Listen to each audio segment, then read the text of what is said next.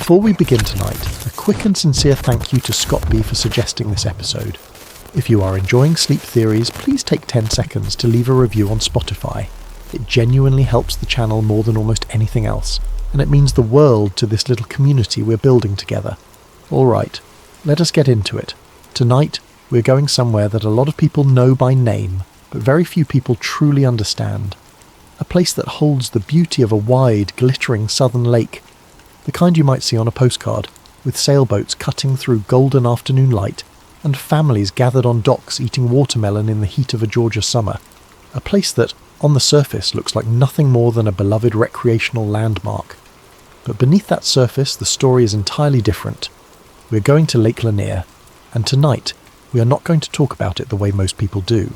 We are not going to recite the list of drownings and the body count that gets passed around in forum threads like a campfire ghost story. We are not going to talk about the submerged town of Oscarville as though it were a haunted place, full of restless spirits pulling swimmers down into the cold dark. We are going to talk about something quieter than a ghost, something older than folklore, something that does not require the supernatural to be genuinely terrifying. We are going to talk about the current beneath Lanier, not the one you can see, the one you cannot. Close your eyes for a moment if it is safe to do so. Picture water at 4 in the morning, the kind of stillness that feels almost theatrical, like the lake is holding its breath. There is no wind. The surface is a mirror. You can see the faint outline of the Georgia hills on the far bank, dark against a sky that has not quite decided whether it belongs to night or morning. Now picture yourself standing at the edge of a dock. You are an experienced boater. You have been on this lake 100 times. You know these waters. You know the hidden drop-offs, the submerged timber zones, the shallow flats where the bass like to feed near sundown. You know Lake Lanier the way you know a familiar road. You step onto your boat, you check the gauges, everything reads normal. You push off into the dark water, and for a few seconds, everything is fine. Then your compass spins. Not a gradual drift, a spin. 11 degrees east in less than a second, then back to centre, then east again, then still. Your radio cuts out. Not static, not interference. Silence, then a burst of something that might be a voice, then silence again. Your depth finder, which should be reading somewhere around 40 feet of water, flashes a reading of 312 feet, then 0, then 40 again. You look up at the shoreline to get your bearings, and for just a moment, just a single moment, the shoreline looks farther away than it should. You blink, you look again. It is fine. Everything is fine. The shore is right where it is supposed to be. But something happened in that moment. Something small. Something you cannot explain. And you're not the first person to feel it. Not even close. The first time you hear someone describe something like this, you assume it is exaggeration. Maybe they had a few drinks. Maybe they were tired. Maybe the equipment was old. These things happen on the water, especially on a large, crowded, geologically complex reservoir like Lake Lanier. There are 1,000 mundane explanations for a compass drift or a radio hiccup, and most of the time one of those explanations is correct. But what happens when the reports start stacking up? What happens when you notice that the strange readings are not random? What happens when you map them and the map starts to tell a story you were not expecting? That is the question that Dr. Malcolm Reeves found himself asking. Roughly 4 years into what he thought was going to be a fairly routine academic study of electromagnetic interference patterns near large artificial reservoirs in the American South. Reeves is a geophysicist, a fictional one as we build this narrative tonight, but constructed from a very real body of research that exists in geophysical literature about buried infrastructure, mineral-rich floodplains, and the measurable electromagnetic consequences of large-scale human alteration to landscape.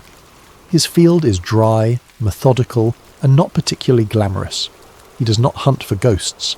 He does not believe in curses. He believes in data. And the data, when it finally started to come together, terrified him. But we are getting ahead of ourselves.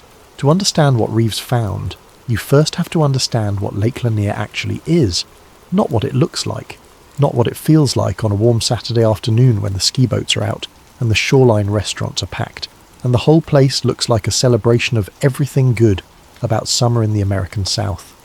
What it actually is. Lake Lanier is a reservoir. It is not a natural lake. It was created deliberately, by design, by flooding.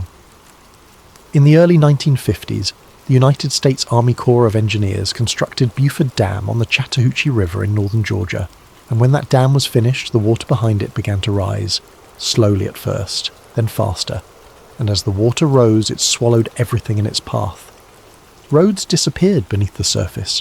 Farmhouses went under, churches were inundated.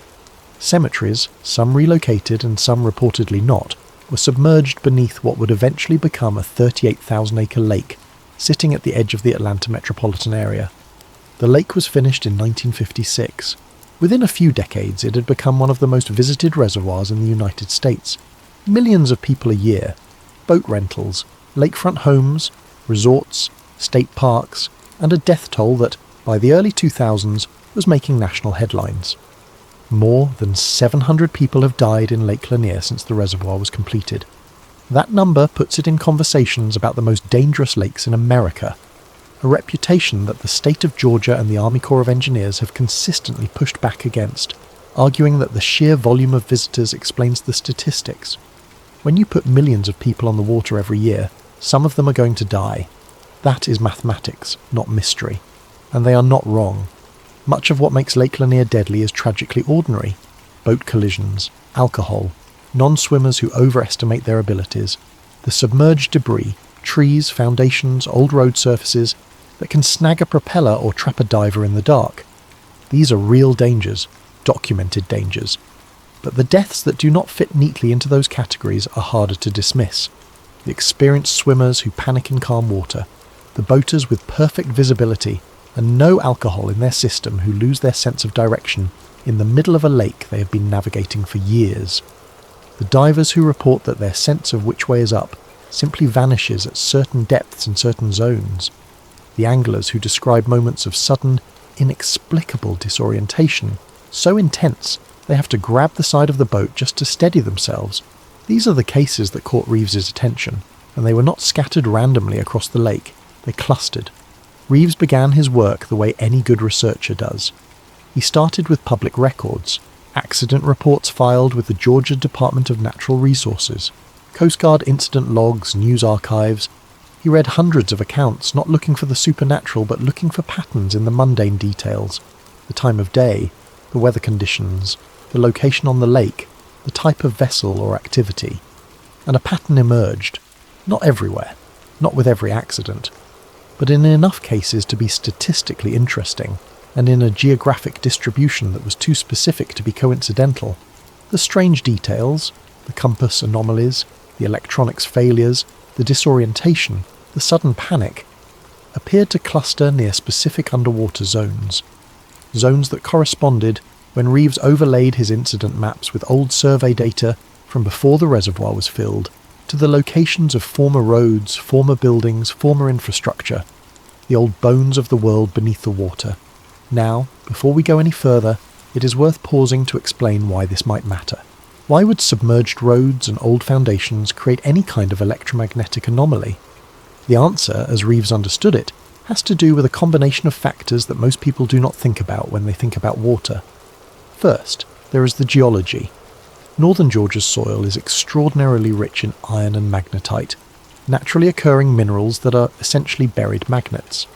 Iron in soil does not typically do anything dramatic, but iron in large concentrations, especially when that iron is wet, can create subtle, localized distortions in the Earth's magnetic field. Not dramatic ones, not the kind you would notice standing in a field, but potentially enough, under the right conditions, to affect sensitive instruments. Second, there is the submerged infrastructure. When the land beneath Lake Lanier was flooded, it was not cleared completely. Some structures were demolished, some were left.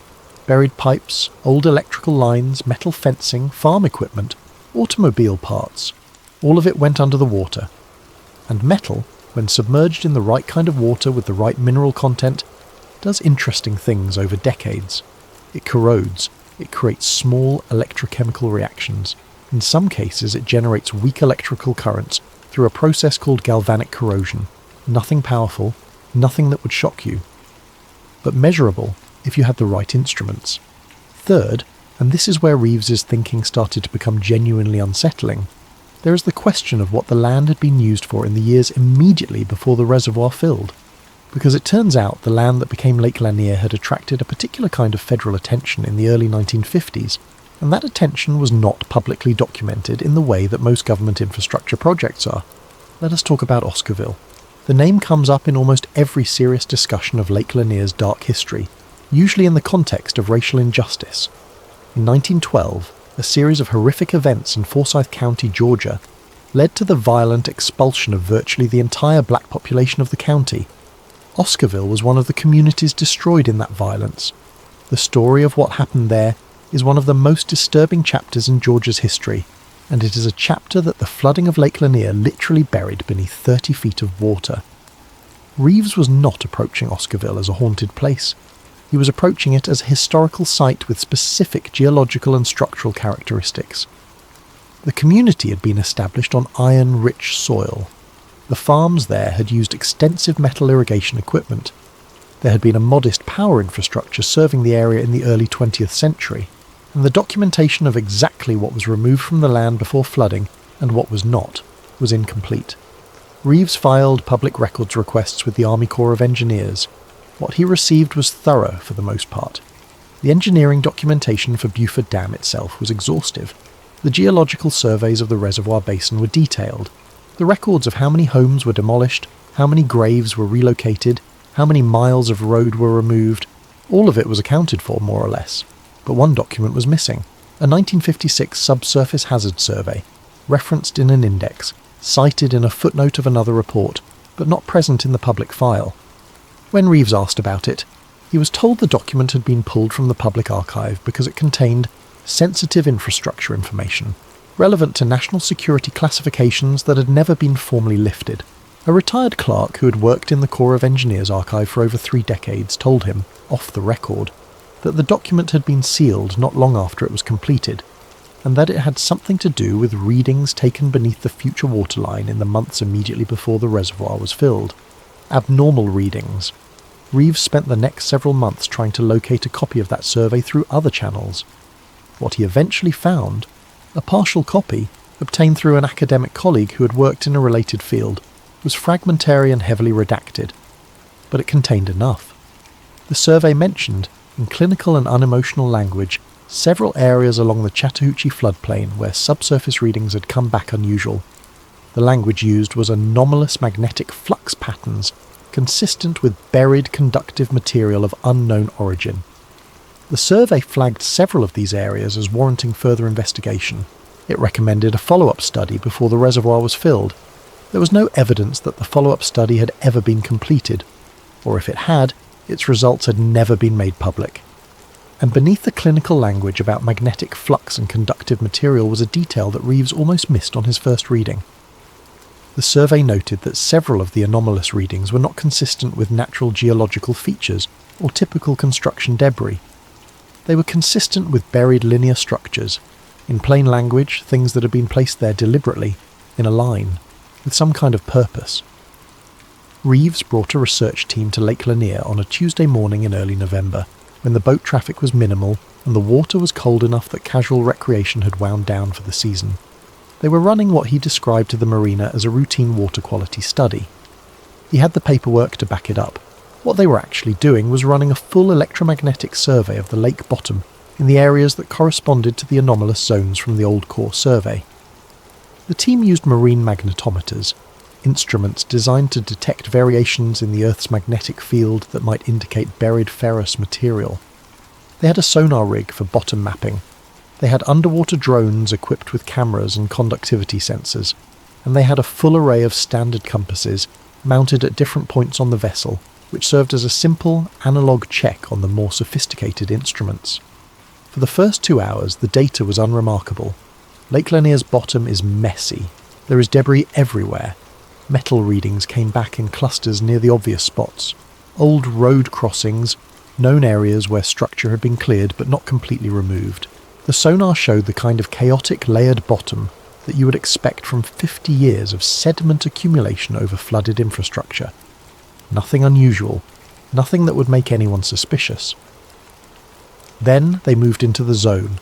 The The specific location is not named in Reeves's notes for reasons that will become clear, but it corresponds to an area roughly midway across the lake, where an old county road had once crossed a low ridge before being submerged by the rising waters of the reservoir.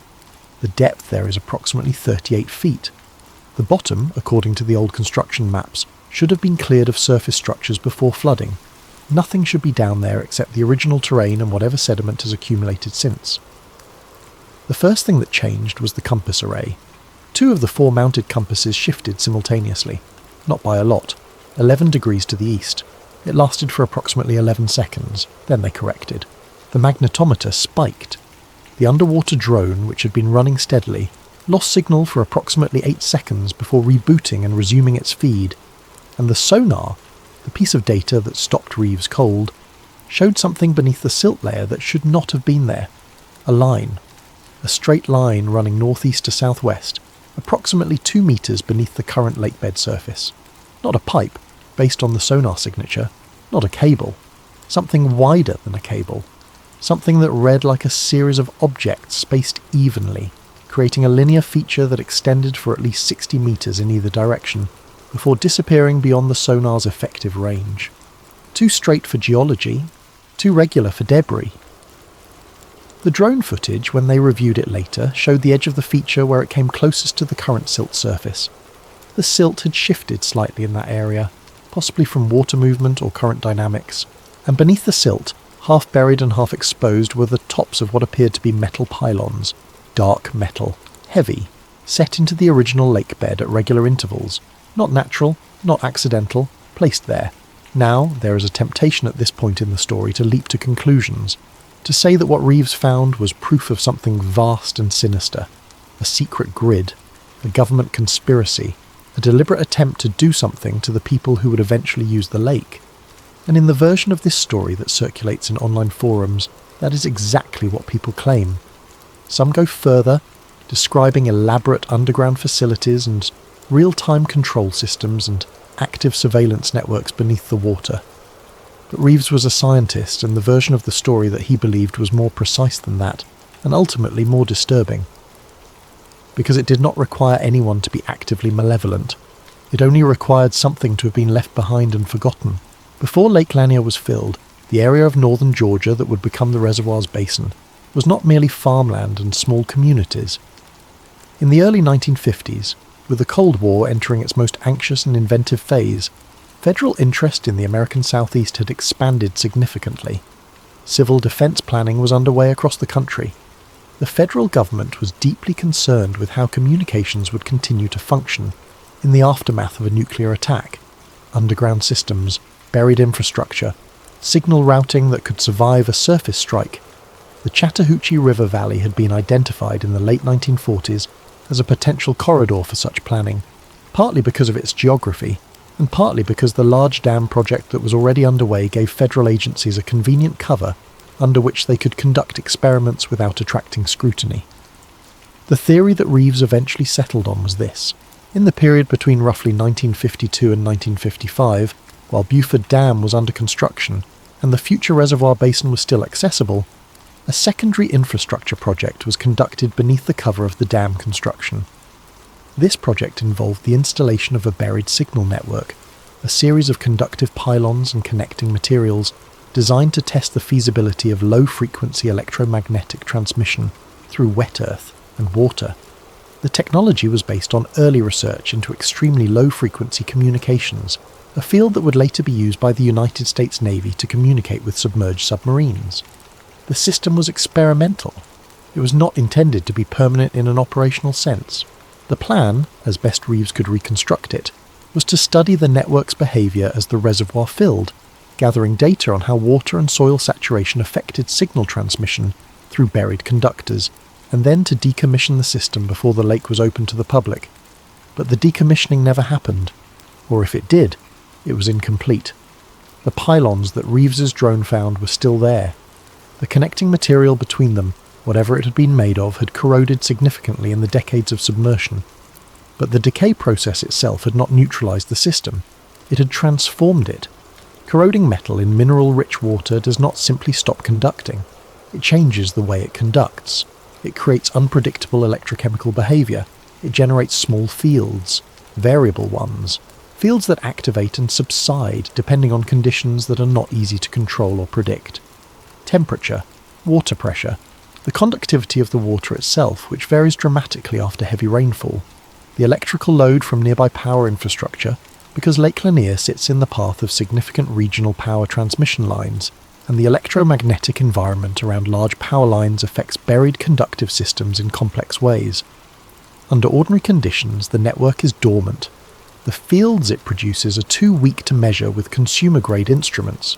Nothing happens. But under specific conditions, heavy rainfall, high water conductivity, certain seasonal temperature patterns, certain patterns of regional power draw, specific zones of the network briefly activate. They produce localized disturbances, small ones, measured in fractions of a Tesla, lasting for seconds. Seconds are enough. Because here is the part of Reeves's theory that does not require any of the electromagnetic physics to be remarkable. Here is the part that has to do with human biology. The inner ear contains structures called the semicircular canals and the otolith organs. Together they form the vestibular system, which is the primary system your body uses to determine your orientation in space. Balance, in other words, the sense of which direction is down, the ability to know, without looking, whether you're right side up or upside down. The vestibular system is extraordinarily sensitive. It can be disrupted by all kinds of things: illness, extreme fatigue, alcohol, rapid pressure changes, and according to a body of research that has been growing since the 1980s, certain kinds of low-level electromagnetic exposure. The research on this is not settled science. There are methodological disputes. There are questions about exposure levels and biological mechanisms. This is not a field with clear consensus. But there is enough research to establish that the vestibular system is not immune to electromagnetic influence, and that under certain conditions of exposure, even brief ones, a person's sense of orientation can be subtly but measurably disrupted. Not overwhelmed, not paralysed, just confused. For a few seconds. In most circumstances that confusion is irrelevant. You notice a brief moment of dizziness, you grab a railing, you steady yourself, it passes. But if you're in deep water when that confusion hits, if you're 30 feet below the surface in Lake Lanier in October and your sense of which way is up suddenly becomes uncertain, those few seconds are not irrelevant at all. They are everything. Reeves wrote in a section of his preliminary paper that he shared with 3 colleagues before his research was halted. The mechanism does not require extraordinary energy to produce a fatal outcome. It requires only that the right disruption occur in the right context. A person who loses vestibular certainty for 8 seconds on dry land will sit down and wait for it to pass. A person who loses vestibular certainty for 8 seconds at depth may die. The lake does not have to do anything dramatic. It only has to be confusing at the wrong moment. The accident pattern, when Reeves completed his overlay analysis, was not a perfect match for the anomaly zones he had identified. He was careful to say that. There were drownings all over the lake, in places with no unusual electromagnetic signature at all. And there were almost certainly anomaly zones that had never been implicated in any accident. But the correlation was there, statistically meaningful, localized, specific to the areas that corresponded to the buried infrastructure. Not random, not coincidence, a pattern. Reeves returned to the lake 3 months after the first survey. The conditions were different this time. There had been a significant rainstorm the previous week. The kind of rainfall event that dramatically increases water conductivity throughout a reservoir system. The water temperature was colder. The lake level was slightly elevated. He went out at night, because his research suggested the effects might be stronger after dark, when regional power consumption patterns shifted and the electromagnetic environment around the transmission infrastructure changed. He was not prepared for what happened. Within 20 minutes of anchoring in the primary anomaly zone, his boat's GPS system froze entirely. Not a slow failure, not a gradual degradation, a complete freeze, displaying his last recorded position as a static image on the screen. The compass on his boat did not drift this time, it spun, a full rotation clockwise before settling approximately 30 degrees off north. The depth finder, the same instrument that had given him strange readings on the first survey, flashed between its normal reading, an impossible 312 feet, and 0, cycling through those three numbers in a rhythm that Reeves later described as almost metronomic. And then the radio came to life. He had the radio tuned to the standard maritime hailing frequency. It had been quiet all evening. But at approximately 11:47 in the evening, it produced a sound that Reeves would spend the next several weeks trying to explain. Not static, not the normal hiss and pop of radio interference. A voice, fragmented, distorted beyond easy comprehension, fading in and out of the noise floor, but unmistakably a human voice, with the cadence and formality of a structured communication, a report being made, a location being indicated. Most of the transmission was unintelligible, but one sentence came through with enough clarity that Reeves was able to transcribe it later from his audio recording. Survey team requesting extraction from Sector 5. He checked the recording on his laptop. He checked the file metadata, and the metadata listed the file creation date in a way that the application was clearly unable to reconcile with its own internal clock, because the year it displayed was 1956. This is the part of the story where it's important to be honest about what we know and what we do not. The audio recording exists. Reeves made copies of it. The voice on the recording is real. It is not fabricated audio, and it has been reviewed by people qualified to assess it. What it is, in terms of its origin, is not definitively established. It may be an old transmission, a ghost signal bouncing through atmospheric layers in a way that can occasionally cause very old broadcast recordings to resurface on modern frequencies. This is a known phenomenon, rare but documented. It may be a glitch in the recording software, creating a spurious metadata timestamp. It may be something that does not yet have an adequate technical explanation. What it is not, based on everything Reeves could determine, is a hoax. The sentence itself, survey team requesting extraction from Sector 5, is consistent with the kind of formal communication language used by Cold War-era engineering teams conducting classified field operations. The term Sector 5 corresponds, when mapped against the old core survey documentation, to one of the flagged anomaly zones. Whether that is meaningful coincidence or something else is a question that Reeves was still working on when his research ended. It ended abruptly. 3 weeks after the night survey, Reeves received notification from his university that his research funding was under review, pending an audit related to compliance with federal research protocols. The review was initiated by an agency whose name Reeves was not permitted to disclose under the terms of the review agreement. His research boat was impounded shortly afterward due to alleged permit violations related to nighttime navigation in restricted portions of the reservoir. His external hard drives containing the raw data from both surveys were seized as part of what was described as a safety inquiry into the boat's equipment. He was told the seizure was routine. He was told the equipment would be returned after review. At the time he shared the preliminary paper with his colleagues, the equipment had not been returned. The preliminary paper itself noted, almost as a closing footnote, that within 4 weeks of his seizure, new warning buoys appeared in several locations on Lake Lanier. The buoy placement corresponded closely but not identically to the anomaly zones he had mapped. No explanation was given for the placement of the buoys. No new hazard had been publicly identified. No policy change had been announced. The buoys simply appeared, and the lake continued to attract visitors, millions of them, every year. There is something worth sitting with in the specific shape of this story as we approach the end of tonight's episode. The conspiracy theory that surrounds Lake Lanier most commonly takes the form of supernatural folklore. The drowned towns, the restless dead, the hands that pull swimmers under. These are stories that are emotionally satisfying in a particular way. They give the danger a face, a motivation, a mythological weight. But the conspiracy that Reeves was investigating is something different. It is not about the dead reaching up from the past.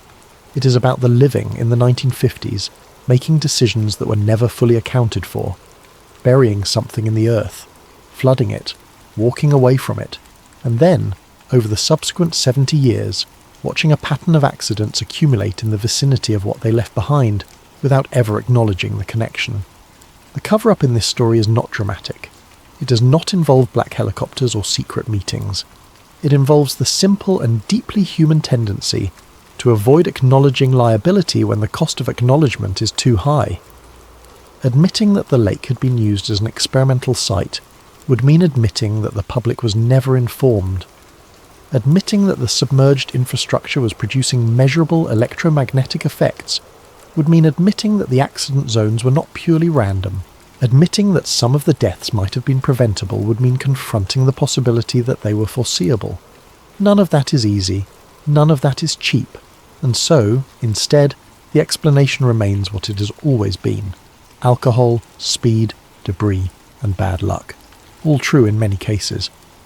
But the lake, if Reeves's theory is correct, is not telling the whole story. There is a detail that Reeves included in his preliminary paper that has stayed with me since I first encountered the account.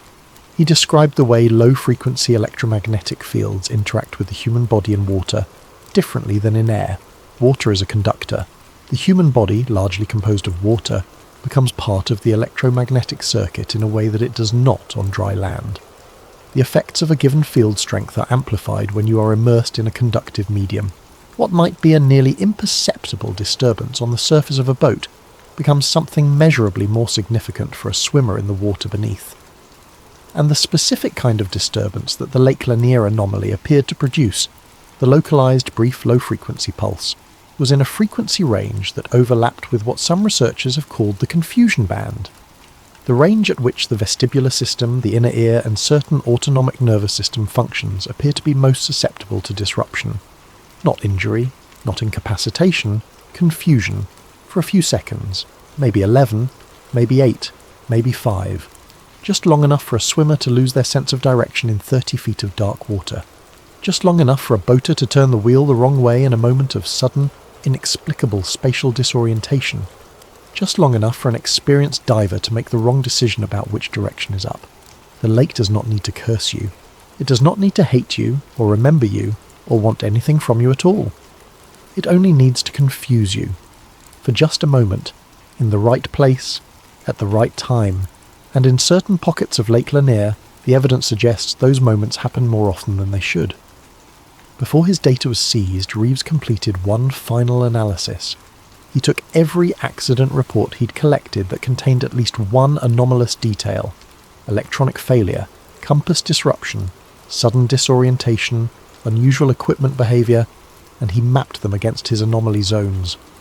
Then he compared the distribution against the baseline accident rate for the lake as a whole. The difference was statistically significant.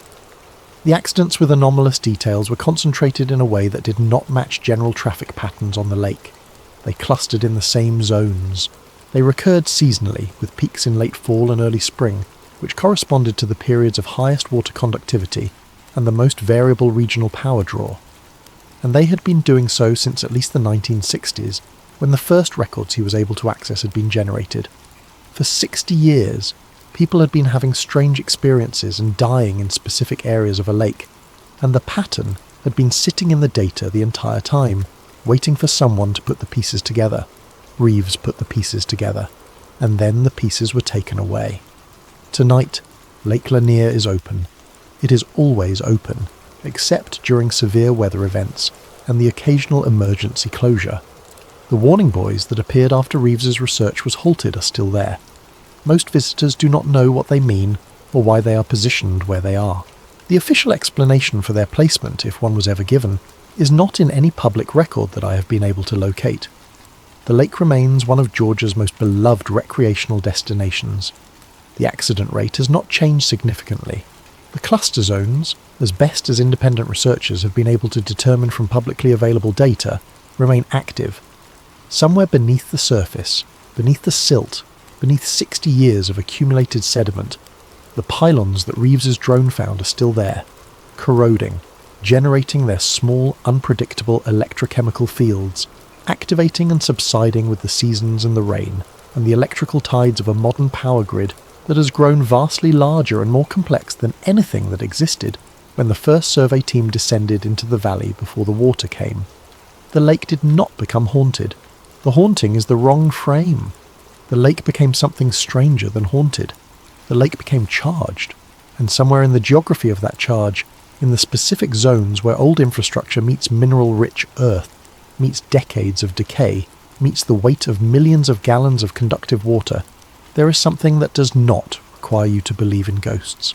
It only requires you to believe in physics, and in the possibility that what is buried beneath a lake does not always stay buried. that sometimes, under the right conditions, it reaches up through the water, not as a hand, not as a spirit, as a signal. And signals, as any geophysicist will tell you, do not care whether or not you believe in them. They only care whether you are in range. Lake Lanier does not need to be cursed. It only needs to confuse you for 11 seconds. Let us go back, though, before we close tonight. Let us go back further than we have gone, because the story of what Lake Lanier is does not begin with the dam, and it does not begin with the 1950s. It begins much further back in the geology of the land itself, in the specific and unusual character of the earth that the Chattahoochee River carved through over millions of years on its way south to the Gulf. Northern Georgia is part of the Blue Ridge physiographic province. If you have ever driven north out of Atlanta toward the mountains, you have seen the land begin to fold. The gentle suburban sprawl gives way to ridgelines. The highways start to curve and climb. The rock faces along highway cuts go from pale, sandy sediment to something darker and denser and older. You're entering some of the most geologically ancient terrain in the eastern United States. Rock that has been folded and refolded by continental collisions that happened so long ago that the mountain ranges they built have had time to erode almost entirely away. What was left behind in the deep substrate of northern Georgia is a landscape rich in ferromagnesian minerals, magnetite, ilmenite, pyrrhotite. These are iron-bearing minerals that occur naturally in the kind of ancient metamorphic rock that underlies the Chattahoochee Valley, and they give the soil of that region its distinctive reddish cast. Georgia red clay is not just a regional cliché. It is a direct product of the slow breakdown of iron-rich rock over geological time, and iron-rich soil is magnetic soil, not dramatically so. You would not walk across a Georgia field and feel your pocket compass tug toward the ground. The effect is far too subtle for that. But it is measurable. Geologists have mapped the magnetic anomalies of the southeastern United States in considerable detail, and the patterns of elevated magnetic intensity track closely with the surface expressions of those deep metamorphic formations. The Chattahoochee Valley, specifically the stretch that now lies beneath Lake Lanier, sits in a zone of moderately elevated geomagnetic intensity. It was elevated before the dam was built. It would have been elevated before the first European settlers arrived. The Muskogee people who lived in and around that valley for centuries before displacement were walking over magnetically unusual ground every day of their lives, and the plants and animals and the river itself were all evolving and behaving within that magnetic context. When you flood a valley with 60 feet of water, you do not change the magnetic properties of the bedrock beneath it. You change what sits between the bedrock and the sky above. You add an enormous conductive mass of water. You add decades of accumulating sediment, composed of all the eroded material washing down from the surrounding hills, and you add whatever human artifacts were left behind when the valley was cleared and flooded, the roads and foundations and pipes and equipment and cables and all the rest of it. What you create is a complex layered electromagnetic environment, one that was geomagnetically unusual to begin with, one that has been progressively modified by corrosion and mineral deposition for the better part of a century, and one that, if Reeves's theory is correct, also contains a buried artificial network that was generating its own fields long before the lake was ever imagined. The combination of those factors is what makes the Lanier anomaly different from a simple magnetic lake story, if such a thing even exists in a meaningful way. It is not that the lake sits over naturally magnetic rock, though it does. It is not that the submerged metal infrastructure creates corrosion-driven currents, though it may. It is not that a buried Cold War signal system is still activating after 70 years, though the evidence suggests something along those lines. It is all of those things, interacting with one another in ways that no one fully planned for and no one has fully mapped. A cascade of influences, a system that was never designed but emerged anyway, from the collision of geology and history and human carelessness and governmental secrecy, in a lake in northern Georgia where millions of people come to swim and boat and fish every year. Let us talk about the rescue divers. This is a community that does not often receive the kind of attention it deserves. The men and women who dive into Lake Lanier to recover drowning victims and submerged vehicles are doing work that is profoundly difficult, not just emotionally but technically. Lake Lanier is not a pleasant dive. The water clarity varies dramatically with season and weather conditions. The bottom is chaotic, covered in years of sediment and debris, and the occasional hazard that is genuinely dangerous to a diver who's not expecting it. Visibility can be excellent in winter and nearly zero in summer, when algae blooms cloud the water with green murk. The divers who work Lake Lanier regularly develop a particular kind of expertise about the lake's psychology, if we can use that word without making it sound too strange. They develop a feel for where the lake is going to take a person, where the current patterns and the underwater topography and the thermal layers combine to carry a body after a drowning event. They know which zones to search first. They know which areas to approach with extra caution. And almost without exception, when you talk to experienced Lake Lanier rescue divers about their work, at some point in the conversation they say something that sounds, on the surface, like superstition. They say there are places in the lake where their sense of direction becomes unreliable. Not all of them, not all the time, but enough of them, and consistently enough in the same general areas, that within the Lake Lanier rescue diving community, it is considered basic professional knowledge that certain zones require extra attention to your instruments, because you cannot entirely trust your instincts there. One diver, speaking to a regional news outlet several years ago, put it this way. He said that he had been diving for over 2 decades, including in ocean environments and cave systems, and that in all that time he had learned to trust his body's sense of orientation almost completely.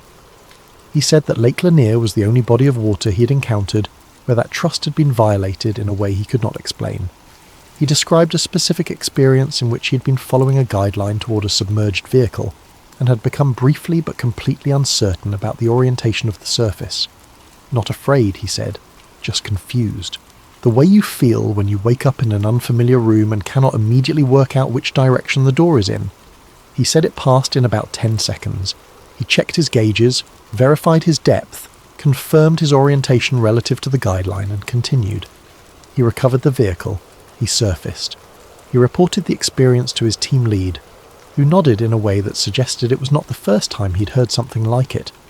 The diver said he had since talked to 5 or 6 other Lake Lanier rescue divers who had experienced something similar, always in the same general zone of the lake, always briefly, always resolving before it became dangerous. Always. So far. Reeves collected 11 accounts like this one. Not from recreational divers, not from inexperienced swimmers, from people who dove for a living or close to it, in a lake they had been working in for years or decades. People who had developed the kind of physiological and psychological calibration that comes only from extensive experience in challenging underwater environments. 11 people who, when asked in careful and neutral language whether they had ever experienced anything unusual in specific zones of Lake Lanier, said yes. The accounts varied in their specifics. Some described the vestibular confusion that the diver above mentioned. Some described a feeling of unusual pressure in the ears that was not consistent with their depth, a sensation as though they were deeper than their gauges indicated. Some described a brief visual disturbance, a kind of shimmering at the edge of their visual field that lasted a few seconds and then stopped, and several described something more subtle, a feeling they struggled to articulate, a sense that the water around them had changed quality in some way, that it felt different, that there was a presence in it that was not there a moment before and then was gone. None of them called it supernatural, most of them were too practical for that language. But all of them acknowledged it as real, as something they had experienced in their bodies, not imagined in their minds. Reeves believed he understood the mechanism behind most of these experiences, if not all of them. The vestibular effects were consistent with low-frequency electromagnetic exposure. The unusual ear pressure was consistent with changes in water conductivity, creating a small but measurable electrostatic gradient around the diver's body. The visual disturbances were potentially consistent with the known effects of certain electromagnetic frequencies on the visual cortex. The feeling that the water had changed quality was harder to account for scientifically. But Reeves noted, in the margin of one of his working documents, that the skin contains electromagnetic receptors that are not consciously processed, that sharks use in their lateral line systems, but that humans retain in a vestigial and largely unacknowledged form. He wrote, "It is possible that what people are experiencing as a change in the quality of the water is a direct somatic response to an electromagnetic event that their conscious minds cannot identify or categorize. The body knows something is different. The mind cannot explain what. Let us talk about the lake from above for a moment. From the air.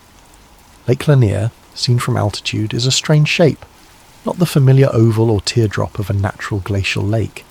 Not the simple linear form of a river-fed reservoir. Lake Lanier looks from above like something shattered, like a piece of glass dropped on a table and then photographed from overhead.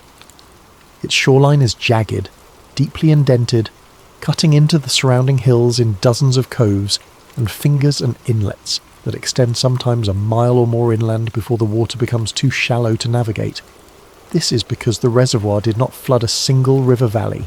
It flooded an entire watershed, the network of tributaries that fed the Chattahoochee from the hills of Hall and Forsyth and Gwinnett counties. When the water rose, it filled not just the main channel of the river, but every creek and stream and drainage that emptied into it. Every farm pond that had been built along those creeks was swallowed. Every low-lying field, every river bottom, every shaded hollow where the old forest had grown along a seasonal creek, all of it went under. The result is a lake with over 700 miles of shoreline, despite covering only 38,000 acres of surface area. That is more shoreline per square acre than almost any reservoir in the country. It creates an extraordinary range of habitat: shallow weedy coves for bass fishing, deep open water for sailing, quiet back channels where the summer heat is muted by the shade of overhanging trees, exposed points where afternoon winds build 3-foot waves that make inexperienced boaters genuinely nervous. It also creates a lake that is extraordinarily difficult to know in its entirety. Even long-time residents who have boated on Lanier for decades will tell you that there are coves they have never fully explored, channels they have never navigated. The lake is too large and too complex for any individual to hold it completely in mind. This is relevant to the Reeves investigation for a practical reason. The anomaly zones that he identified represent only a fraction of the lake's surface area, and he was able to conduct only a limited survey before his research was halted. There may be additional zones he never found. There may be areas where the buried infrastructure creates effects that are different in character from what he documented, stronger perhaps, or affecting different systems, or only active under conditions that did not occur during his survey window. The lake keeps its secrets not because it is mysterious in a supernatural sense, but because it is vast. Because the information needed to understand it fully is either buried under 60 feet of water and decades of sediment, or stored in classified government archives, or simply lost to the ordinary entropy of time and institutional forgetting. There is a particular stretch of Lake Lanier, in the vicinity of what was once known as the Old Browns Bridge Crossing, that local fishermen have discussed for years in the kind of careful, self-deprecating language that people use when they want to describe something strange without sounding like they believe in ghosts. They call it the still zone. Not because the water there is unusually calm, it is not, particularly, but because the electronics seem to go quiet there. Cell service becomes spotty. Radio reception deteriorates. Fish finders give readings that do not match the known bottom topography. None of this is dramatic. None of it has ever made a news story on its own. It is the kind of thing that experienced local anglers accept as a quirk of the lake, the way you might accept that a particular stretch of highway has dead cell coverage. You just know to check your settings before you go in, but when Reeves mapped the still zone against his anomaly data, it corresponded closely with one of the strongest magnetic spike readings his instruments had recorded, and when he researched the historical records for that part of the reservoir, he found that it corresponded to an area where an old iron bridge had been dismantled but not fully removed before the lake filled, and where underground utility lines had once crossed the creek that became the lake's main channel in that section. Buried iron, buried cable, mineral-rich substrate, 7 decades of electrochemical reactions in a conductive medium. The still zone is not mysterious, it is mechanical. But the consequences of that mechanism, for a person in the water at the wrong moment, are the same whether the cause is mysterious or not. Let us talk about what happens to a person in the water, not the drowning. We do not need to dwell on that. Let us talk about what happens in the moments before the crisis, because that is where the Reeves theory has its most disturbing implications. A person enters the water. They are a competent swimmer, or at least someone who is comfortable in water. Maybe they jumped from a dock. Maybe they fell from a boat. Maybe they dove in deliberately for a swim in cove water that looks clear and calm and inviting. For the first several seconds, everything is normal. They orient themselves. They know where they are. They can see the surface above them, the light filtering down through the water in the particular way it does on a summer afternoon, and they know exactly which way is up. Then they move into an anomaly zone. not knowing they have moved into one because there is no sign above the water, no marker, no change in the water's appearance. The vestibular disruption, if it occurs, does not feel like anything dramatic. It does not feel like being struck or grabbed or pulled. It feels like something inside your head shifting. A subtle loss of certainty about your position in space. The kind of feeling you might get standing on a boat deck in a light swell. That moment when the horizon and your inner ear disagree slightly about which way is level. On land, your eyes correct for this immediately. You look at a fixed reference point, the horizon, a wall, the floor, and your brain reconciles the visual information with the vestibular signal and settles on an answer. The disorientation passes. In murky water, you may not have a visual reference point, or the visual reference points you do have, the diffuse glow of the surface above you, the darker shadow of the bottom below, may become less reliable when your inner ear is telling you something different from what your eyes expect. This is the cascade that Reeves described as the confusion window, the few seconds in which a person's brain is receiving contradictory information from its orientation systems and has not yet resolved the contradiction. In most circumstances, the window closes quickly. The brain finds its reference, reconciles the inputs, and restores certainty. But in those few seconds, decisions get made. Reflexes fire. A person may stroke in what feels like the right direction but is not. They may kick toward what feels like the surface and swim deeper instead. They may exhale a breath of air that they needed because they felt the disorientation as the sensation of surfacing, when in fact they had not surfaced at all. And if they inhale water in that moment, the cascade takes on a different character entirely, one that does not resolve. Reeves did not claim that this mechanism explained every Lake Lanier drowning. He was careful about that.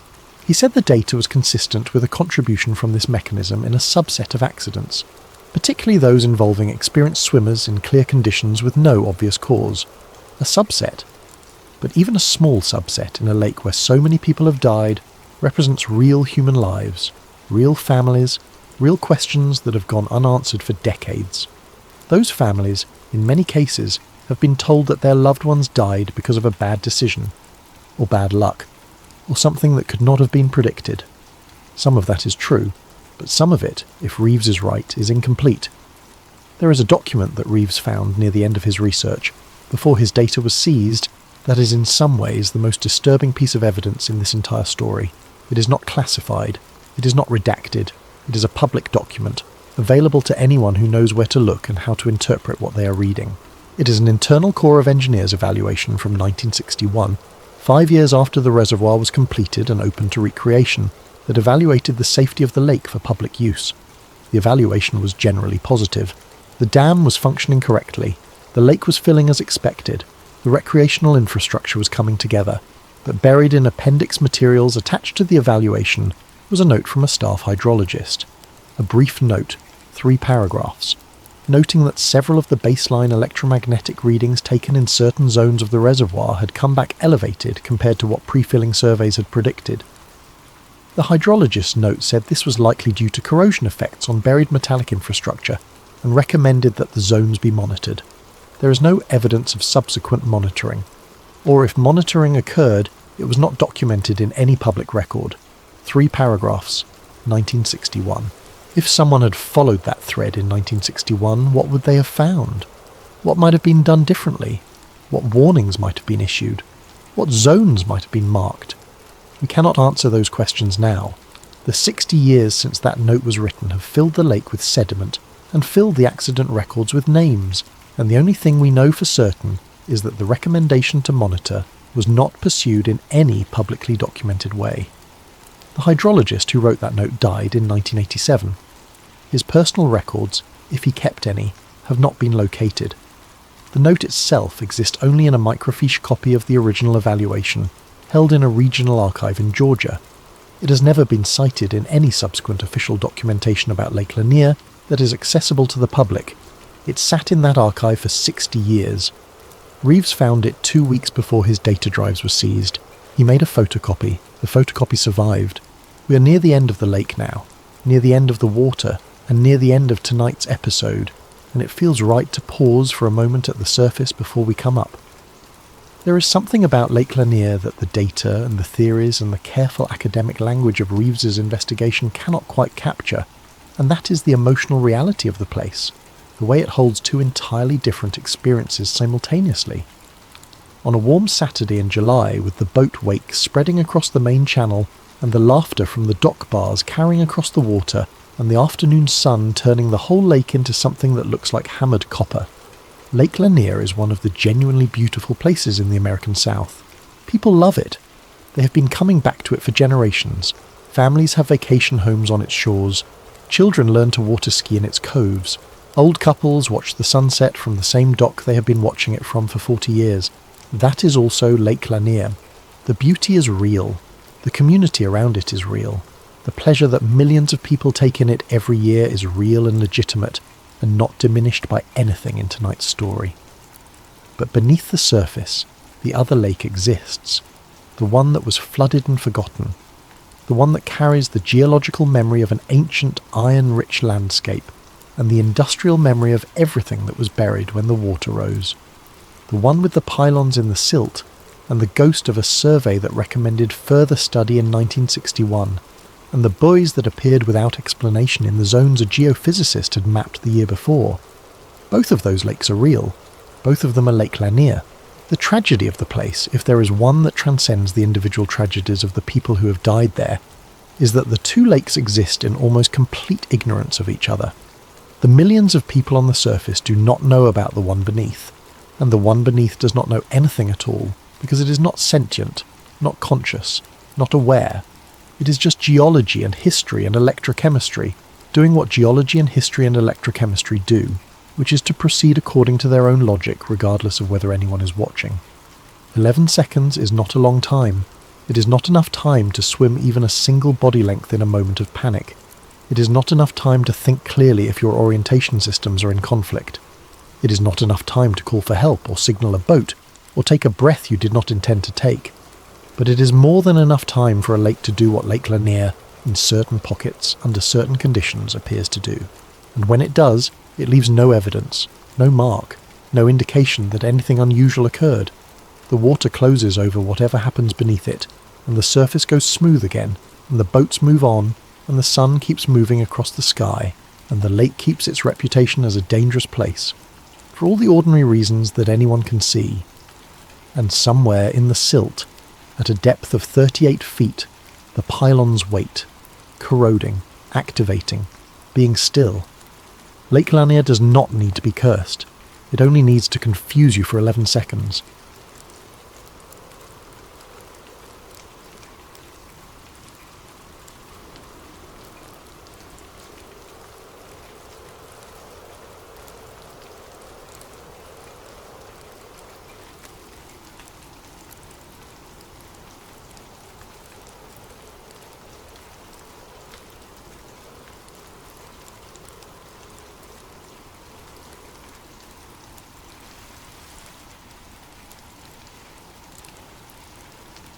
They heard something during radio silence that made them question whether to report it at all. 3 astronauts circling the moon in December of 1968, experiencing something so strange during their passes over the far side that years later they would still struggle to describe it.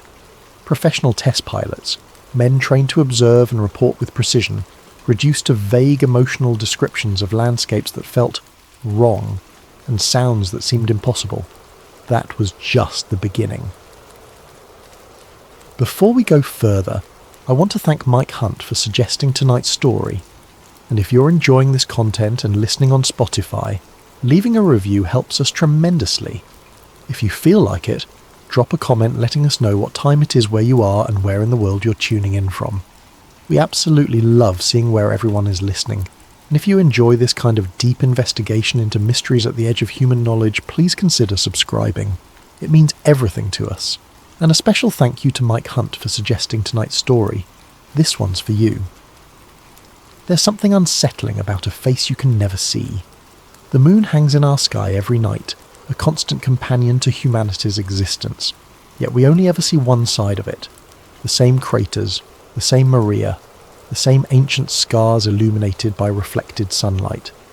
For thousands of years we assumed that was all there was. We were wrong. The far side of the moon remained hidden from human eyes until the space age, and when we finally glimpsed it, what we found didn't match what we expected. The terrain was different, darker, stranger.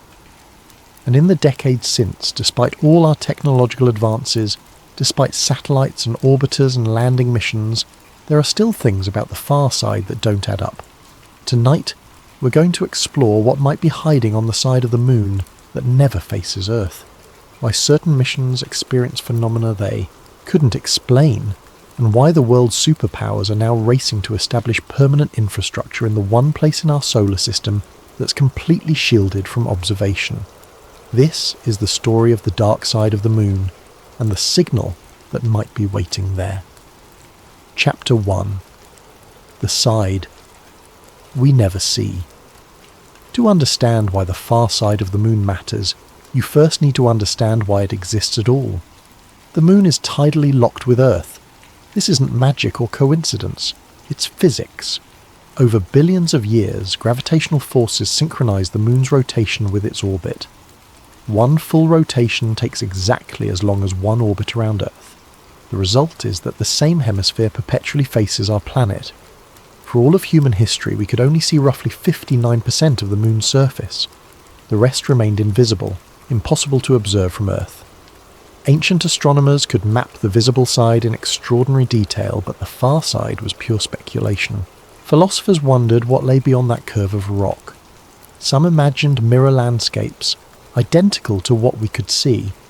Others proposed exotic features, unique geological formations that existed nowhere on the visible hemisphere. A few even suggested the far side might harbour life, protected from Earth's observation by the moon's bulk. All of these theories remained untestable until the 20th century brought rocket technology and the space race between global superpowers. That changed in the late 1950s. The Soviet space program launched Lunar 3 in October of that year. It was a relatively simple probe by today's standards, weighing less than 300 kilograms and carrying a primitive camera system that used actual photographic film. But its mission was historic. Photograph the far side of the moon for the first time in human history. The mission profile was complex. Lunar 3 had to reach the moon, position itself correctly, photograph the hidden hemisphere, develop the film on board using an automated chemical processing system, and then transmit the images back to Earth using a scanning system that converted the photographs into radio signals. Every step had to work perfectly. There were no second chances. If the camera failed, if the film didn't develop, if the transmission system malfunctioned, the mission would return nothing. The probe succeeded. It captured 17 images before its film supply ran out, then transmitted them back to Earth via a primitive scanning system that took hours to send a single photograph. When scientists at the Soviet Academy of Sciences developed those images, they found something unexpected. The far side looked nothing like the near side. Where the near side featured broad, dark plains called maria, ancient lava flows that formed the familiar face of the moon, the far side was almost entirely covered in craters, heavily cratered, densely packed impact scars stretching across nearly the entire visible surface. The contrast was stark and immediately puzzling. Why would one hemisphere be so different from the other? The maria on the near side were formed when asteroid impacts punched through the lunar crust, allowing molten rock from the interior to flow out and fill the impact basins. This created the smooth, dark plains we recognise from Earth. But the far side showed almost none of this volcanism. The crust there appeared thicker, preventing the same geological process from occurring. Scientists proposed explanations involving crustal thickness variations and the moon's internal structure, suggesting that the far side's thicker crust had prevented volcanic flooding, even when major impacts occurred. The theory was sound, supported by what little data existed about lunar composition, but the images from Lunar 3 were grainy, incomplete, and limited in scope. Large portions of the far side remained unmapped. The camera system could only capture about 70% of the hidden hemisphere, leaving significant gaps in coverage. And curiously, the Soviet Union was selective about which images they released to the public. The initial announcement came with great fanfare. The Soviet press celebrated the achievement extensively. Premier Nikita Khrushchev presented Lunar 3 images to international scientific conferences as proof of Soviet technological superiority. But some researchers would later note that certain frames from the Lunar 3 mission were never published in scientific journals. The official explanation was that they were too degraded to be useful, damaged during the onboard film development process, or corrupted during radio transmission. This explanation was plausible. The technology was primitive, and failures were common. Many early space missions lost significant amounts of data to technical problems. But conspiracy theorists would eventually argue something else, that those missing frames showed something the Soviets didn't want the world to see. Something unusual, something that didn't fit the expected pattern of impact craters in ancient geology. No evidence ever emerged to support this theory. The missing frames remained missing, if they ever existed at all. But the idea planted itself in the minds of people who were paying close attention to lunar exploration. The seed of doubt had been planted. What else might be hidden on the far side? What might those grainy, incomplete images have missed? For now, though, the far side remained mostly a mystery. A heavily cratered alien landscape that no human eye had ever directly witnessed. A place that existed only in low-resolution photographs and scientific speculation. The Soviet achievement had opened a door, but it hadn't revealed what lay beyond. That would require more missions, better technology, and eventually human eyes in lunar orbit. The race to see more had only just begun, and as it intensified, as both superpowers poured resources into lunar exploration, the questions about the far side would only multiply, because the more we looked, the stranger it became. Chapter 2. Mapping the Unknown. By the early 1960s, the United States had entered the space race in full force. The Soviet success with Lunar 3 had been a propaganda victory, and American scientists were determined to not just match but exceed Soviet achievements. President John Kennedy had committed the nation to landing humans on the moon before the decade ended. That goal dominated public attention and drove NASA's mission planning. But behind the scenes, there was another priority that received less publicity, but equal scientific importance: comprehensive mapping of the moon's surface, especially the mysterious far side. NASA rapidly developed its lunar exploration program. The Ranger series of spacecraft would crash into the moon while transmitting photographs during their descent. The Surveyor series would soft land and analyze surface, composition, and the Lunar Orbiter series would map the entire surface from orbit, providing the detailed photographs needed to select landing sites for future crewed missions.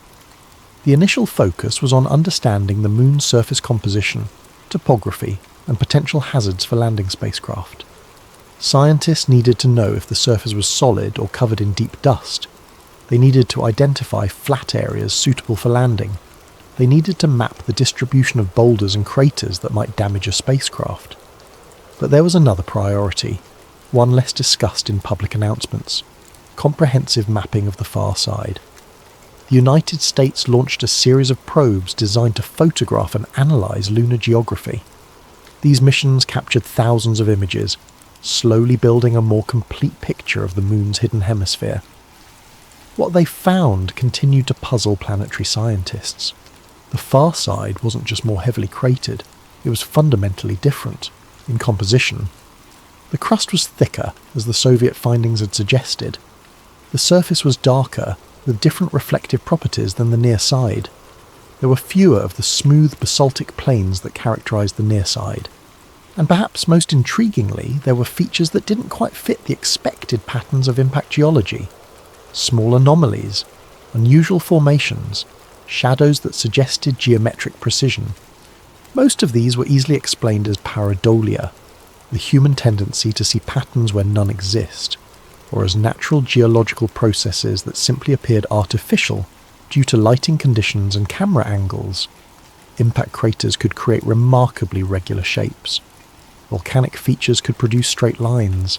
Erosion from micrometeorite bombardment over billions of years could smooth certain formations while leaving others rough, but not all of them.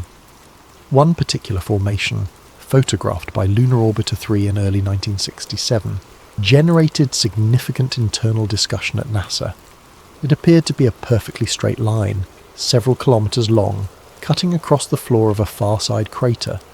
The line was narrow, perhaps only a few meters wide, but its linearity was extraordinary. Planetary geologists examined the image extensively. They proposed several natural explanations. It could be a fault line, where the lunar crust had fractured and shifted. It could be a lava flow boundary, where different eruptions had created distinct edges. It could even be a camera artifact, a flaw in the imaging system that created an apparent line where none existed. Each explanation had problems. Fault lines on the Moon typically showed irregularities and variations. This line was straight to within the resolution limits of the camera. Lava flow boundaries could be linear, but rarely over such distances. And if it was a camera artifact, why didn't similar artifacts appear in other images from the same spacecraft? The formation was catalogued, noted in technical reports, and filed away for future study. NASA's official position was consistent. The far side was scientifically interesting, but not fundamentally mysterious. Everything observed could be explained through conventional planetary science. But there was something the public didn't fully grasp at the time. All of these early observations were done remotely, from orbit, with limited photographic technology. Resolution was poor by modern standards, coverage was incomplete, and most importantly, there was a significant time delay between image capture and public release. NASA controlled the flow of information completely. Researchers within the agency had access to raw data that the public would never see.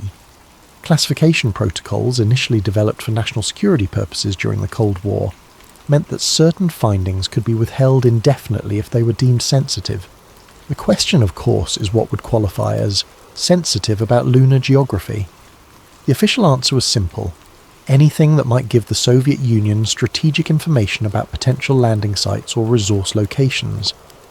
During the height of the Cold War, this justification was accepted without much scrutiny. The military was deeply involved in the space program. Classification was standard procedure.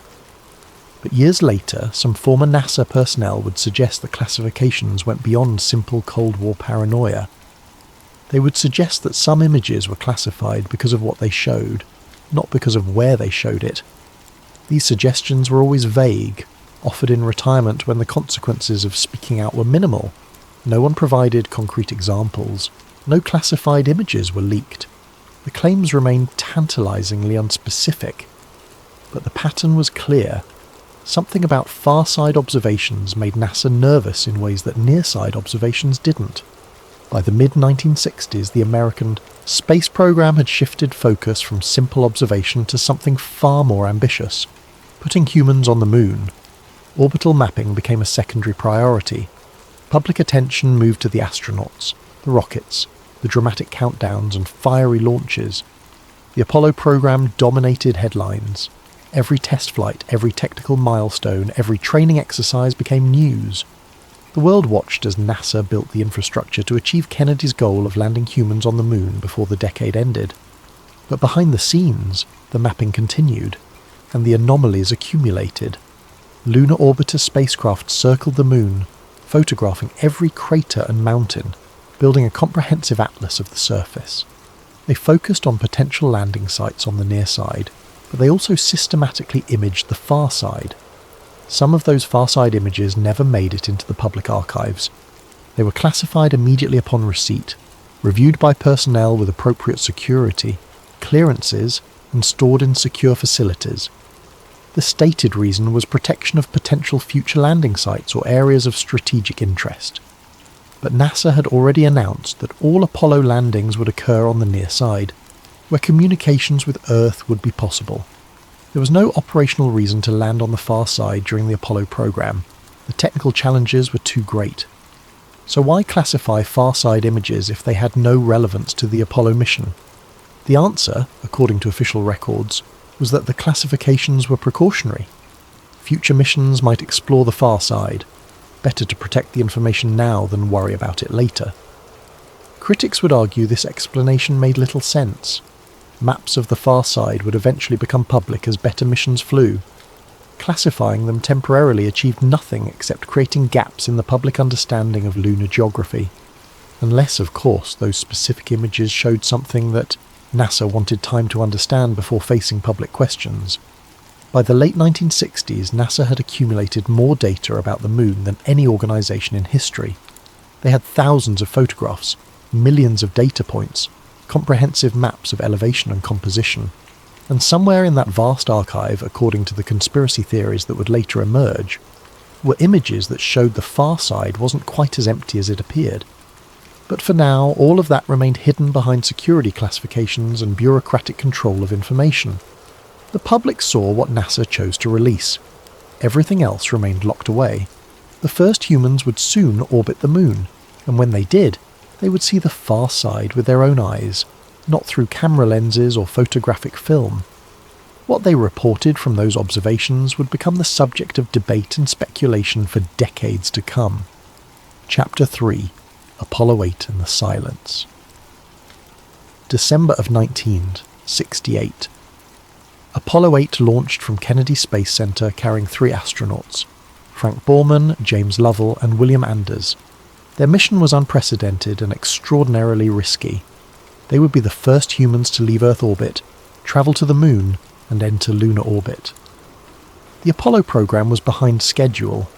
The lunar module wasn't ready for testing, but NASA was concerned that the Soviet Union might attempt a crude lunar flyby before the United States could land on the Moon.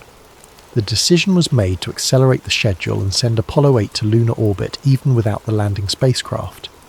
It was an enormous risk. The spacecraft had never been tested in deep space. The navigation systems, while sophisticated for their time, were primitive by modern standards. The crew would travel farther from Earth than any humans in history. If something went wrong, rescue would be impossible. There were dozens of potential failure points, any one of which could strand the crew in space or send them hurtling past the Moon into an orbit around the Sun from which they could never return. The engine that would slow them into lunar orbit had to fire perfectly, or they would miss the Moon entirely. The engine that would bring them home had to work on the first attempt, or they would be trapped in lunar orbit until life support failed. But the mission succeeded. Apollo 8 reached the Moon on Christmas Eve and fired its main engine to slow into orbit. For the next 20 hours, the crew circled the Moon 10 times, taking photographs, conducting observations, and becoming the first humans to see the far side with their own eyes. Each orbit took approximately 2 hours, and during each orbit the spacecraft passed behind the Moon, completely cut off from radio contact with Earth. This wasn't unexpected. Radio waves can't pass through solid matter. When Apollo 8 disappeared behind the lunar horizon, all communications ceased. Mission Control in Houston could only wait, monitoring timers, calculating trajectories, hoping the spacecraft would emerge on schedule. The communications blackout lasted roughly 45 minutes each orbit.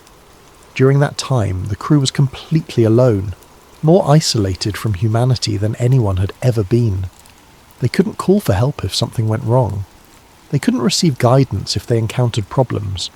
They were entirely dependent on their spacecraft, their training, and each other, and they were passing over the far side, seeing landscapes no human eyes had ever witnessed. The crew described the experience in their post-mission reports and subsequent interviews.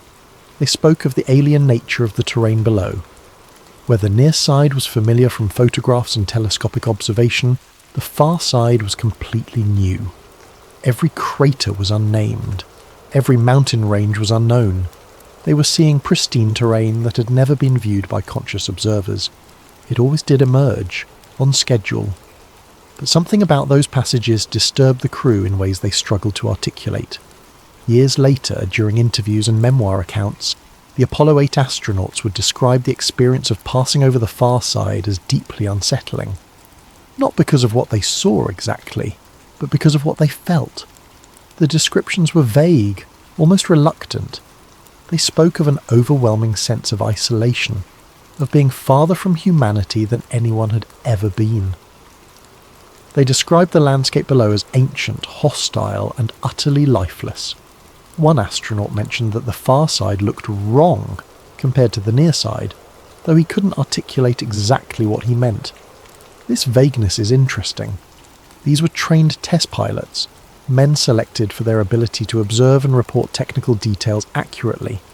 They were accustomed to describing complex situations clearly, yet when discussing the far side, their language became imprecise and emotional. Frank Borman, the mission commander, later stated that the far side had a forbidding quality. He described it as looking like it had been worked over by a cosmic sledgehammer for billions of years. This was accurate from a geological perspective. The far side was heavily cratered, but the emotional weight in his description suggested something beyond simple scientific observation. James Lovell described the sensation of radio silence as creating a loneliness that was almost physical. He mentioned that during the far side passes, the crew became quieter, more contemplative. The usual banter and conversation that characterized their communications with Houston stopped when they went behind the moon. William Anders, who took the famous Earthrise photograph showing Earth rising above the lunar horizon, later said that seeing the far side made him understand how truly empty space was. Not just physically empty, but existentially empty. A vast cosmic wasteland where nothing lived and nothing changed. These descriptions could be entirely psychological. The far side passes represented maximum isolation. Every human instinct would react to being completely cut off from Earth, alone on the night side of an alien world. The emotional responses could be perfectly natural reactions to an extreme environment. But the official transcripts of the mission contain something curious. Most of the mission audio is preserved and publicly available. NASA recorded all communications between the crew and mission control, and those recordings have been digitized and released. Researchers can listen to the entire mission from launch to splashdown. But there are gaps in the audio recordings, not during the far side passes, when radio silence was expected and no communication was possible, but during other portions of the mission.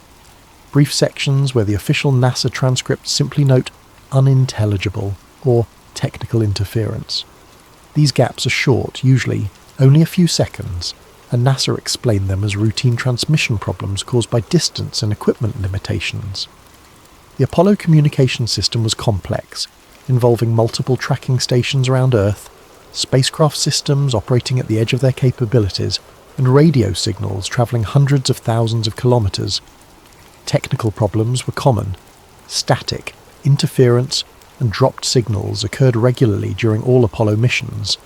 The presence of unintelligible sections in the transcripts was not unusual, yet some researchers claim to have obtained alternative recordings, supposedly leaked by unnamed NASA personnel, that contained audio from these gaps. In these unofficial recordings, which began circulating in conspiracy research communities in the late 1970s, the astronauts allegedly discussed seeing unusual things on the far side. Lights where no lights should be, structures that appeared artificial, movement in areas that should be completely static. NASA categorically denied the authenticity of these recordings. They were dismissed as hoaxes, fabrications created by conspiracy theorists to generate attention or support pre-existing beliefs about alien activity.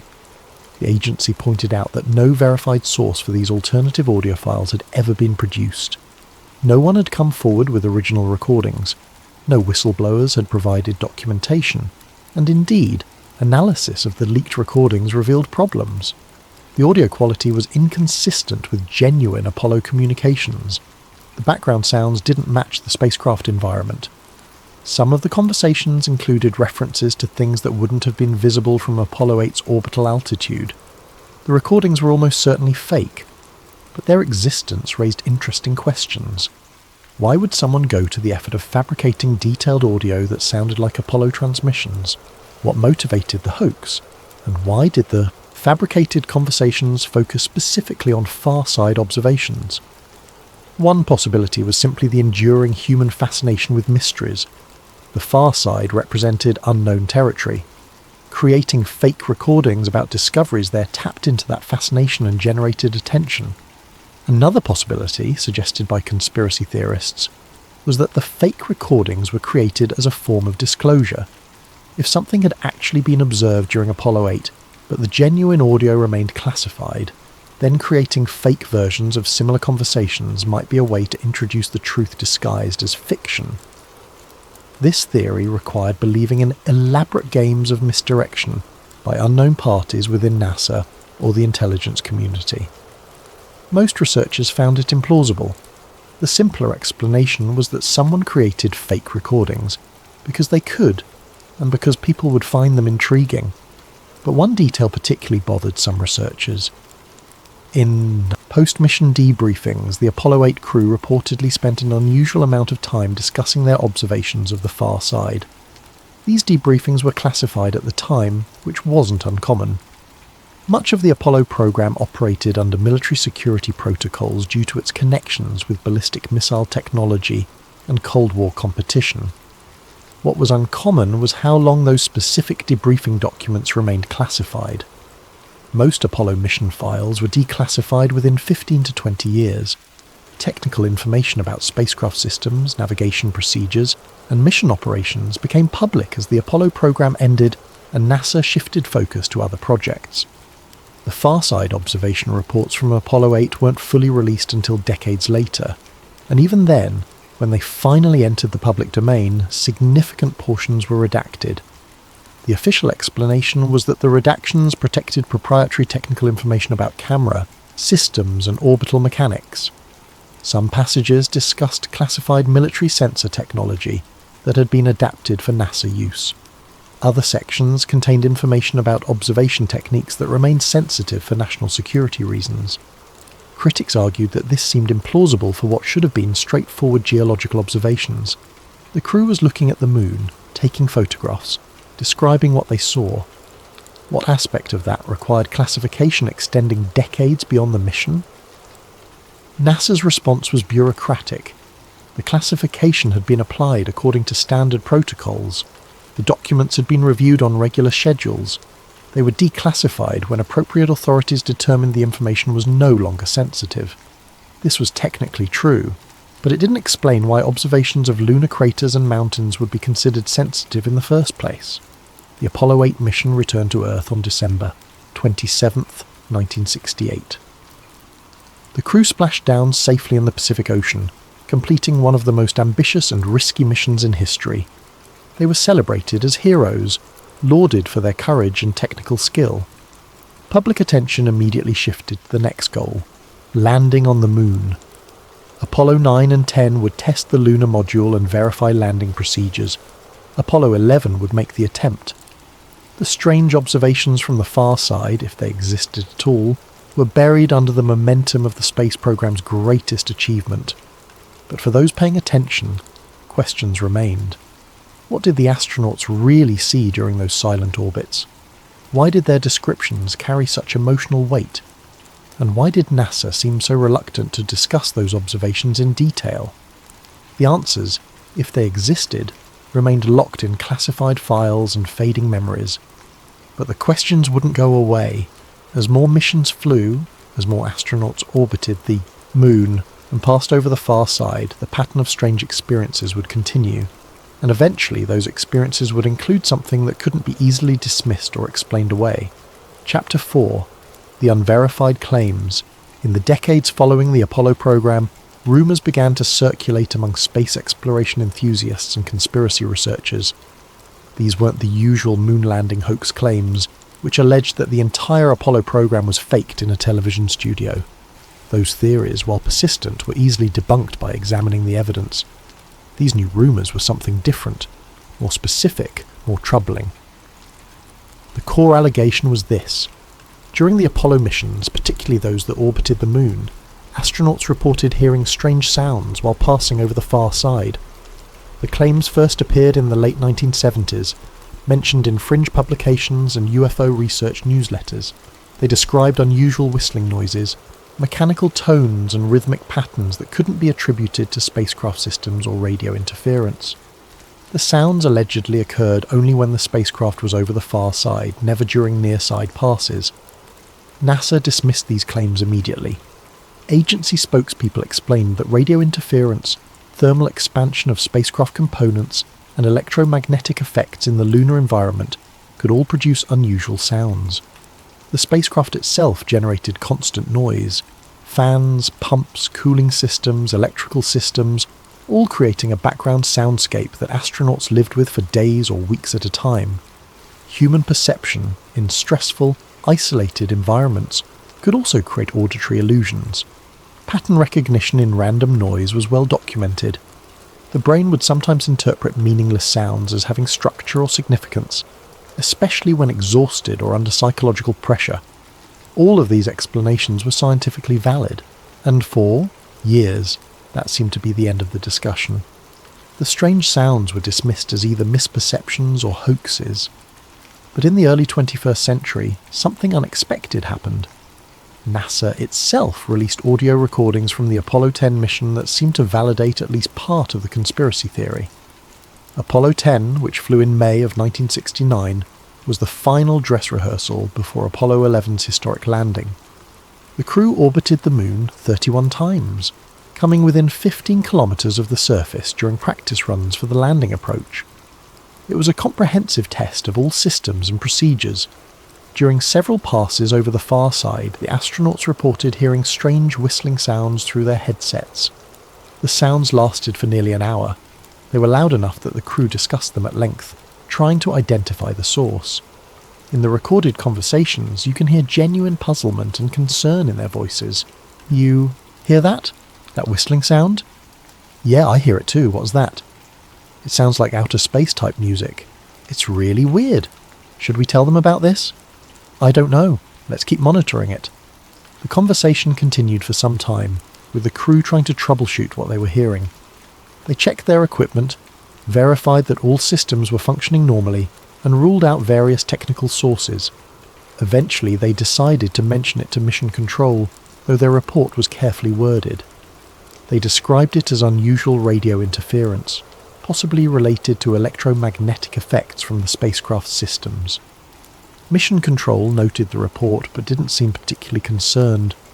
The mission continued without incident. NASA's explanation, both at the time and when the audio was publicly released decades later, was that the sounds were caused by radio interference between the command module and the lunar module communication systems. The two vehicles were flying in close formation during that portion of the mission, and their radios were both transmitting. This could create interference patterns that produced unusual sounds, a technical glitch, nothing more. But audio analysts who examined the recordings noted something curious. The sounds had structure. They weren't random static or white noise. There were patterns, repetitions, almost musical qualities to the whistling. Some researchers ran the audio through spectral analysis software, converting the sounds into visual representations showing the frequencies and patterns. They claimed to find embedded frequencies that didn't match any known spacecraft systems. The patterns suggested something more than simple radio interference. Others argued this was simply confirmation bias, seeing patterns in random noise because they wanted to find something significant. Human brains are extraordinarily good at finding structure in chaos. Musical patterns especially are something we readily perceive even when they don't objectively exist. What made the story more compelling, however, were the astronauts' reactions. In the recorded conversations, the crew sounds genuinely puzzled by what they're hearing. These weren't men prone to panic or superstition. They were experienced test pilots, engineers, veterans of high-risk military operations. They had been through exhaustive training that prepared them for virtually every contingency. Yet they spent significant time discussing these sounds, trying to identify the source, ruling out equipment malfunctions, and notably they discussed whether to even mention it to Mission Control, worried about how it might sound. Should we report this? I don't know, it's probably nothing. But it's been going on for a while now. Let's wait and see if it continues. That hesitation is what conspiracy theorists found most interesting. Why would experienced test pilots worry about reporting a technical anomaly unless they suspected it might be interpreted as something more than technical? NASA maintained that the astronauts were simply being cautious, avoiding unnecessary alarm during a critical mission. Apollo 10 was the final test before the moon landing. Every system had to work perfectly. The crew didn't want to create confusion or distraction over something that might be trivial, but skeptics pointed out that these were men who regularly dealt with life-threatening malfunctions. During previous missions, astronauts had calmly reported serious problems, from from equipment failures to medical issues. A strange sound shouldn't have prompted that level of concern unless they suspected it wasn't coming from their spacecraft. The Apollo 10 audio became a focal point for far-side conspiracy theories. If genuine anomalies had been recorded during that mission, what else might have been documented and not released? Former NASA personnel, speaking anonymously in interviews years after retirement occasionally, hinted at other incidents, unexplained sensor readings, visual anomalies that didn't match photographic evidence, data that didn't fit expectations. One retired engineer claimed that during Apollo missions, there were instances where ground-based tracking detected unusual electromagnetic signatures coming from the lunar surface. These signatures didn't match any known geological process or solar radiation effect. They appeared briefly, then disappeared, never lasting long enough for detailed analysis. Another former technician mentioned that some mission photographs, particularly from the far side, showed light anomalies that couldn't be explained by camera flares or reflections. Small bright spots in permanently shadowed craters where no light should penetrate. But none of these sources ever provided concrete evidence. No documents were leaked, no photographs were produced. The claims remained tantalizingly unverifiable. What is documented, however, is that NASA became increasingly restrictive about what information from later Apollo missions was made public. Mission transcripts were edited for length and clarity, which was presented as standard practice to make them more readable. Photographs were curated, with only the most scientifically or aesthetically interesting images released. And certain technical data remained classified long after any reasonable national security justification had expired. The pattern suggested something beyond routine information control. It suggested selective disclosure, as if someone within NASA had decided that not everything observed during the Apollo missions should reach public awareness. The question was why, and the answer, if it existed, seemed to be hidden somewhere in the vast archives of lunar observation data that NASA had accumulated over decades of missions. As the Apollo program ended and NASA shifted focus to space shuttle development and orbital stations, public interest in the moon waned. The far side became a scientific curiosity again, studied by planetary geologists but largely forgotten by the general public. But in the emerging internet communities of the 1990s and early 2000s, interest in lunar mysteries remained strong. Researchers shared information, analysed available data, and built networks of people investigating unexplained aspects of space exploration. These communities preserved the Apollo 10 audio, the claims about strange sounds and observations, the hints from former personnel. They kept asking questions even when official sources had moved on to other topics, and eventually their persistence would be validated in an unexpected way. Because modern lunar observation missions would begin detecting anomalies that aligned with the old conspiracy theories, not perfectly, not conclusively, but enough to suggest that maybe, just maybe, there had been something to those unverified claims after all. Chapter 5. The modern mapping era. By the 1990s, technology had advanced dramatically. The blurry photographs and limited data from the Apollo era were being replaced by high-resolution orbital imagery from sophisticated unmanned spacecraft. The far side of the moon was about to be mapped in unprecedented detail. Computer processing power had increased exponentially. Digital cameras had replaced film. Spacecraft could carry instruments that analysed composition, measured elevation, detected magnetic fields, and mapped the distribution of elements across the lunar surface. The Clementine mission launched in early 1994. It was a joint project between NASA and the Department of Defense, officially designed to test sensors and spacecraft components for the Strategic Defense Initiative, the missile defense system that had been a priority during the Cold War. But its scientific mission was mapping the moon. Clementine spent 2 months in lunar orbit, capturing over 1.5 million images using multiple cameras and sensors. It mapped the entire surface at resolutions far exceeding anything previously achieved. The data revealed new details about lunar composition, topography, and geological history. The mission discovered ice in permanently shadowed craters near the lunar poles, confirming predictions that water might exist in these cold traps. It measured the thickness of the lunar crust in different regions. It created detailed elevation maps showing the moon's complex topography. It also revealed new anomalies. Researchers analysing Clementine data noticed several unusual features on the far side. Most were quickly explained as natural formations resulting from impact processes, volcanic activity, or erosion from billions of years of micrometeorite bombardment. But a few defied easy categorization. There were areas where the terrain appeared unnaturally smooth, lacking the expected density of small impact craters. Planetary scientists proposed that these areas might have experienced relatively recent geological activity, with lava flows or landslides covering older terrain. But the moon was supposed to be geologically dead, with no significant activity for billions of years. There were shadows that suggested vertical structures, though most of these could be explained as lighting effects on crater walls or boulder formations. The human eye and brain naturally interpret shadows as indicating three-dimensional objects, even when the actual topology is more complex. And there were formations with geometric regularity that seemed statistically unlikely to be purely natural. Linear features, right angles, symmetrical arrangements that appeared too organised to result from random geological processes. NASA published papers about these findings, always with careful scientific caveats. The agency emphasised that unusual didn't mean artificial. Natural processes could create apparently geometric patterns. Volcanic activity could produce straight lines when lava flowed along fault lines. Tectonic stress could create parallel fractures. Impact ejecta could land in organised patterns. Every explanation was scientifically valid. But the accumulation of anomalies began to strain statistical expectations.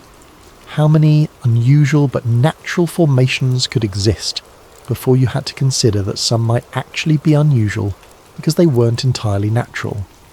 The images sparked intense debate in online forums and research communities. Amateur analysts began downloading the raw data from NASA's public archives and conducting their own investigations. They created enhancement algorithms to bring out subtle details. They adjusted contrast and brightness to reveal features not visible in the original images. They measured angles and proportions, comparing formations across different regions. Some claimed to find evidence of structures, towers rising from crater floors, bridges spanning chasms, arrangements of objects that appeared deliberately positioned. Even what appeared to be artificial lighting in permanently shadowed craters, sources of illumination that couldn't be explained by reflected sunlight. NASA's response was consistent. People were seeing what they wanted to see. The human brain is wired to recognize patterns, especially artificial ones. This cognitive bias, combined with poor understanding of geological processes and image artifacts, led to false positives. Every alleged structure had a prosaic explanation. Planetary geologists patiently explained how natural processes could create these apparent anomalies. They showed examples from Earth where wind, water, and geological forces had created remarkably geometric formations. They demonstrated how lighting angles could create illusions of structures where none existed. Yet the agency's defensiveness struck some observers as excessive. Why devote so much effort to debunking amateur photoanalysis if there was nothing to the claims, if the formations were obviously natural? Why not simply ignore the conspiracy theories? The attention NASA gave to refuting these claims suggested they took them seriously, or perhaps that they wanted to ensure these claims remained in the realm of debunked conspiracy theories rather than serious scientific questions. The next major mission came in 2009 with the Lunar Reconnaissance Orbiter. This spacecraft carried even more advanced instruments and began what would become an ongoing, comprehensive survey of the entire lunar surface. The resolution was extraordinary. Individual boulders could be identified.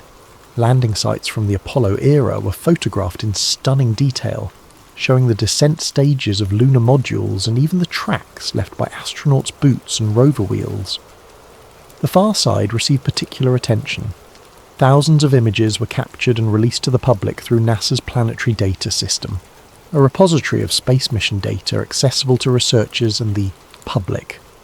Scientists could now study the moon's hidden hemisphere with clarity that would have been unimaginable during the Apollo era. Every crater, every mountain range, every unusual formation could be examined in detail. And yet the anomalies didn't disappear. If anything, they multiplied. Not because there was more evidence of artificial structures, but because higher resolution revealed just how complex and varied the lunar surface actually was. Every new image raised new questions. Why were certain crater patterns distributed the way they were? Statistical models predicted random distributions, but some regions showed clustering that seemed non-random. What caused the unusual reflectivity in specific regions? Some areas appeared brighter or darker than their composition should produce, suggesting unusual surface properties or hidden deposits. Why did some areas show signs of recent geological activity when the moon was supposedly geologically dead? Small landslides, boulder, movements, changes in surface albedo that suggested ongoing processes. Mainstream lunar scientists had explanations for all of these phenomena. The moon, they argued, was more dynamic than previously understood. There were ongoing processes driven by temperature variations, micrometeorite impacts, and interaction between solar radiation and surface materials. The moon wasn't completely dead, just extremely slowly active. But conspiracy theorists noticed something else. They noticed that certain images from the Lunar Reconnaissance Orbiter were never released to the public database. NASA's image archive is extensive, containing hundreds of thousands of photographs taken over years of operation. The Lunar Reconnaissance Orbiter alone has captured millions of images since its arrival in 2009. But researchers comparing the spacecraft's imaging schedule with the publicly available archive found gaps. Times when the orbiter was photographing specific far-side locations, but the resulting images weren't included in the public release. The agency explained that this was routine data management. Not every image was scientifically useful. Some were blurred due to spacecraft motion. Others were overexposed or underexposed. Some were redundant, showing the same terrain captured in previous passes. There was no point cluttering the archive with substandard images that provided no scientific value. This explanation made sense from an operational perspective. No organisation would release every piece of data they collected, especially when dealing with millions of images. Critics argued that this selective curation created opportunities for hiding significant findings.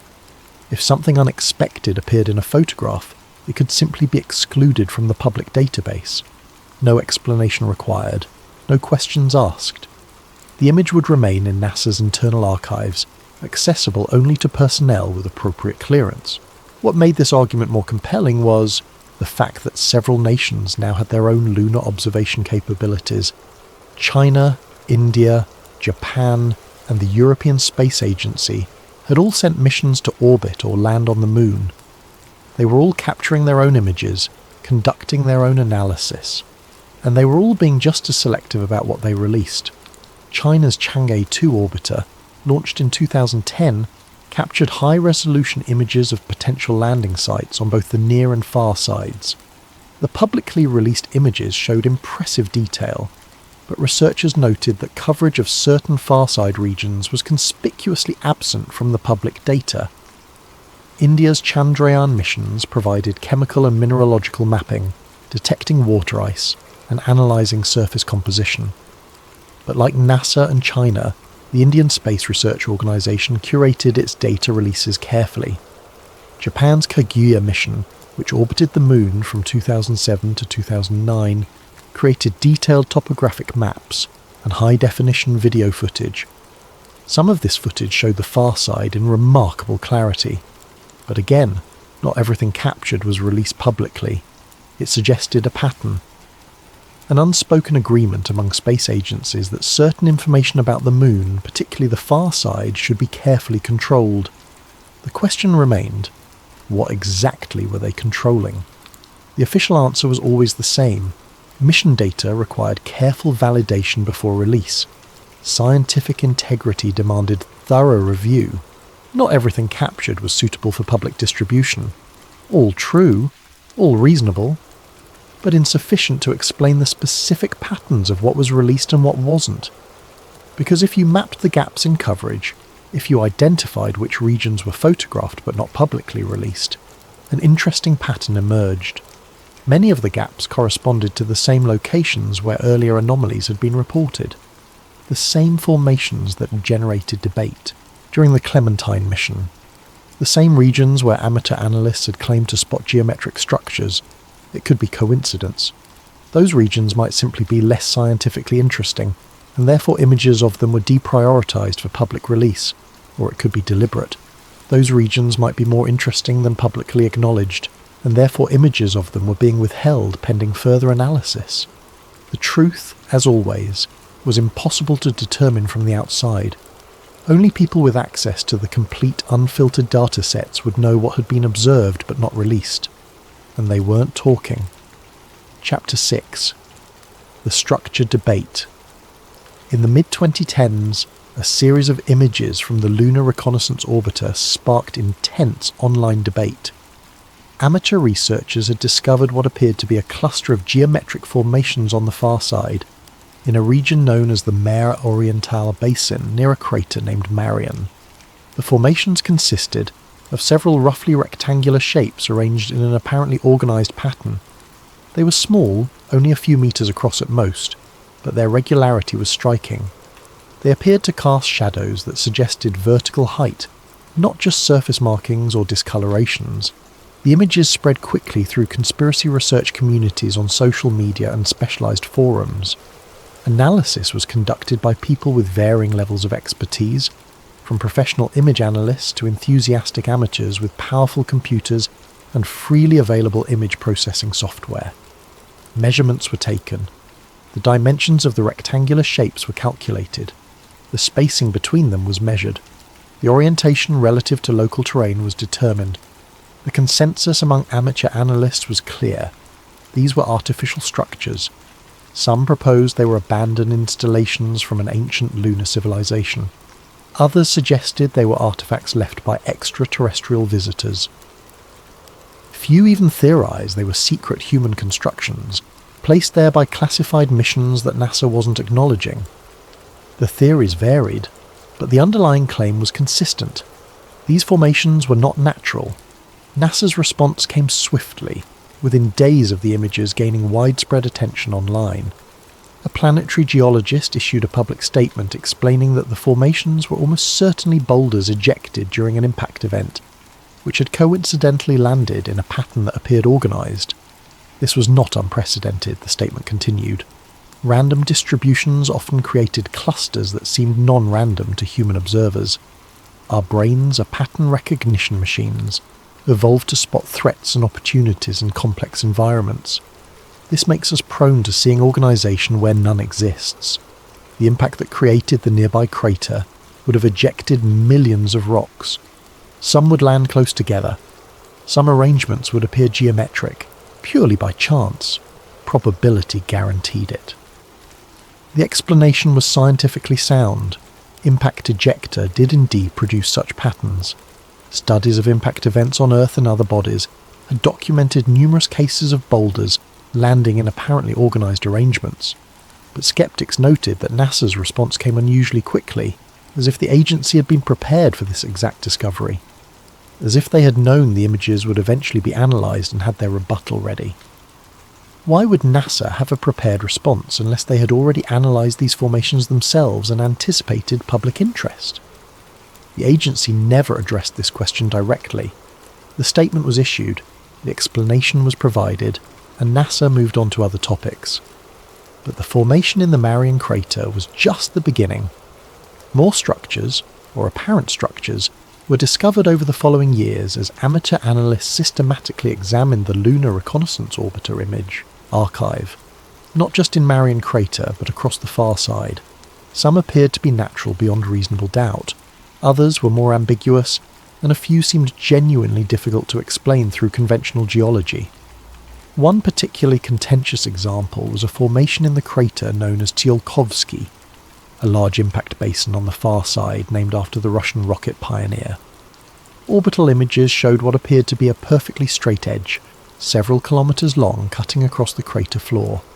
It looked like a wall or a ridge, but its linearity was extraordinary. Natural geological features rarely display such geometric precision over such distances. planetary geologists examined the formation in detail. They proposed that it represented a fault line, where the lunar crust had fractured during the impact event that created Tsiolkovsky crater. The molten rock that later flooded the crater floor had cooled and contracted, creating linear fractures. This explanation was plausible. Fault lines could indeed be remarkably straight. Cooling lava could produce geometric patterns as it contracted and cracked. But the formation in Tsiolkovsky was straight to within the measurement resolution of the imaging system. No irregularities, no variations in width or orientation, just a perfectly linear feature stretching for kilometres. Statistical analysis suggested this level of linearity was extremely unlikely to occur naturally, though not impossible. Unlikely events happen frequently when you are observing millions of square kilometres of surface. Somewhere, a perfectly straight geological feature would exist purely by chance. The question was whether this specific feature was that statistical anomaly, or whether it represented something else. The debate intensified throughout the 2010s. Online communities dedicated to lunar anomalies grew in size and sophistication. Advanced image processing techniques were shared. Databases of unusual formations were compiled. Statistical analyses were performed to determine whether the distribution of anomalies was consistent with pure chance. Both sides claimed the evidence supported their position. Geologists insisted that everything observed could be explained through natural processes. Conspiracy researchers argued that the pattern of anomalies, taken collectively, suggested something beyond geology. Professional planetary scientists generally declined to engage with the conspiracy theories, viewing them as a waste of time and a distraction from legitimate research. This created a separation between mainstream academic study of the moon and the parallel analysis being conducted by amateur researchers. Some scientists did engage, writing articles and giving interviews explaining geological processes and the psychology of pattern recognition. They emphasized that skepticism was appropriate, but should be applied equally to all claims. Extraordinary claims required extraordinary evidence, and photographs of geometric-looking formations were not extraordinary evidence of artificial structures. What neither side could definitively prove was intentionality. Natural processes could create apparently artificial patterns. Impact ejecta could land in organised arrangements. Fault lines could be remarkably straight. Volcanic features could produce geometric shapes. But the question was whether that's what actually happened, or whether scientists were forcing natural explanations onto data that actually represented something else. This was the fundamental impasse. Without being able to visit these formations directly, to examine them up close, to analyse their composition and structure in detail, determining their true nature was impossible. Remote sensing had limits. Photographs could be interpreted multiple ways. Indirect evidence could support multiple conclusions. What was needed was direct investigation. Boots on the ground, or at least rovers capable of detailed analysis. But NASA's plans for future lunar exploration focused primarily on the near side, particularly the South Pole where water ice deposits offered potential resources for future bases. The far side remained a lower priority. China, however, had different plans. By the late 2010s, China's space program had made remarkable progress.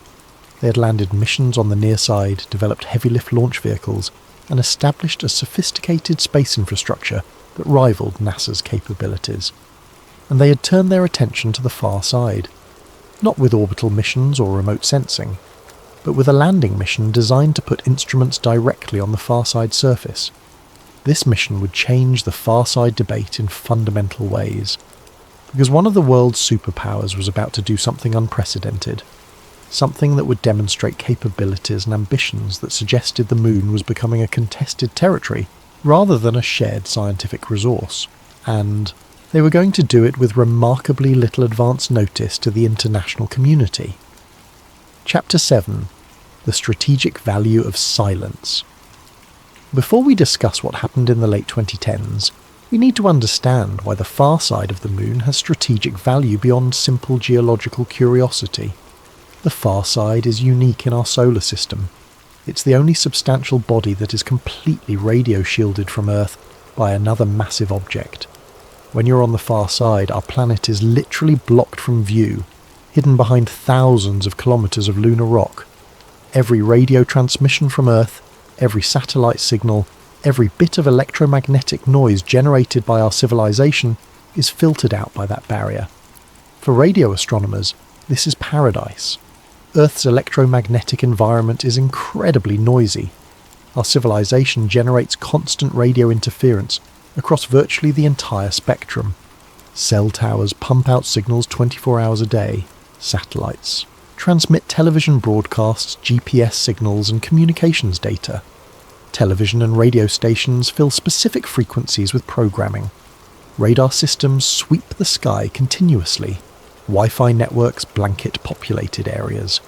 All of this creates a background noise that makes detecting faint cosmic signals nearly impossible from Earth's surface. Even radio telescopes in remote locations, far from cities and infrastructure, still operate in a contaminated electromagnetic environment. Techniques exist to filter out known interference sources. Software can subtract expected patterns. Observations can be timed to avoid passing satellites. But the noise floor is still enormously higher than it would be in a truly quiet environment. The far side of the moon offers perfect radio silence. No signals from Earth. No satellites overhead. No interference from human technology whatsoever. A telescope placed there could detect signals that would be completely invisible from Earth. It could listen to the faint whispers of the early universe, radiation from the cosmic dawn when the first stars ignited. It could detect exoplanet atmospheres through their radio emissions. It could potentially even detect artificial signals from other technological civilizations, if any exist in our galactic neighbourhood. This has been understood since the early days of radio astronomy. Scientists have proposed far-side telescope arrays for decades. The scientific benefits would be revolutionary, opening entirely new windows on cosmic phenomena currently hidden by terrestrial interference. But there's another implication of that radio silence, one that has nothing to do with astronomy. If you wanted to conduct communications or surveillance operations that were completely undetectable from Earth, the far side of the moon would be the perfect location. You could operate transmitters, receivers, and data processing systems without any risk of monitoring from Earth-based facilities. Every transmission would be shielded by the moon itself. Every operation would be invisible to observation. During the Cold War, this strategic possibility was not lost on either superpower. Both the Soviet Union and the United States studied the feasibility of establishing far-side installations. Military planners considered the benefits of having communication relay stations that couldn't be jammed or monitored by adversaries. The technical challenges were enormous, particularly the need for relay satellites to maintain communication with Earth. Any far-side installation would be cut off from direct communication, requiring at least one satellite positioned where it could see both Earth and the far side simultaneously. The Soviets seriously considered this in the 1960s and 70s, proposing automated relay stations that could support military communications while remaining invisible to American monitoring. The Americans conducted similar studies, evaluating far-side locations for signals, intelligence operations. Nothing was built. The technical challenges were too great with the technology available at the time. The costs were astronomical, and as the Cold War ended, priorities shifted to other domains. But in recent years, interest in far-side infrastructure has resurged, and this time, it's not theoretical. Multiple nations have announced plans for permanent far-side facilities. NASA has discussed potential locations for future bases as part of its Artemis program, which aims to establish sustained lunar presence. The European Space Agency has proposed collaborative projects involving far-side observations and potential installations. Russia, now operating with less resources than the Soviet Union commanded but still ambitious in space exploration, has outlined construction timelines for far-side facilities in partnership with other nations. But it was China that moved first. The Chinese space program, operating with less public scrutiny and more centralized decision-making than Western agencies, had been quietly developing far-side capabilities for years. They launched relay satellites, positioning them at gravitationally stable points where they could maintain constant contact with both Earth and the far side. They conducted detailed orbital surveys, mapping potential landing sites and analysing terrain for suitability. They identified specific regions of interest, though what made those regions interesting was never publicly explained in detail. And then, with relatively little advance notice to the international community, they landed a spacecraft on the far side.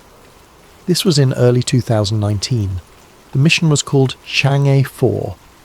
It successfully touched down in the von Karman crater, a large impact basin within the even larger South Pole Aitken Basin, making China the first and only nation to achieve a soft landing on the lunar far side. The mission carried scientific instruments, including a radio telescope designed to conduct astronomical observations from the uniquely quiet environment. China presented this as a purely scientific endeavour, a contribution to human knowledge about the universe. International scientific organisations congratulated China on the achievement. Papers were published describing the mission's findings. The radio astronomy data was shared with international collaborators, but the strategic implications were impossible to ignore. By establishing a far-side presence, China had demonstrated technological capabilities that matched or exceeded those of NASA. They had proven they could maintain communications with a far-side facility through relay satellites, solving the technical challenge that had prevented earlier missions. They had created infrastructure that could potentially be expanded into a permanent installation. The Chang'e 4 lander and its accompanying rover were designed for extended operations, not just a brief demonstration. Most importantly, they had done it in a region that was effectively unobservable from Earth. The international response was muted in ways that suggested careful diplomatic consideration. NASA issued a statement acknowledging the achievement and expressing hope for international cooperation in future lunar exploration. The European Space Agency offered congratulations. Russia praised the mission as advancing scientific knowledge. But there was an underlying tension, a recognition that the rules of space exploration had shifted. Because here's what nobody said publicly. If China could land scientific instruments on the far side, they could land anything on the far side. Communications equipment, surveillance systems, research facilities whose true purpose remained classified. Even, theoretically, military assets, though the Outer Space Treaty prohibited such deployment. And nobody on Earth would ever know exactly what was there. This wasn't paranoia. It wasn't Cold War thinking inappropriately applied to modern cooperation. It was the inevitable logic of the far side's geography.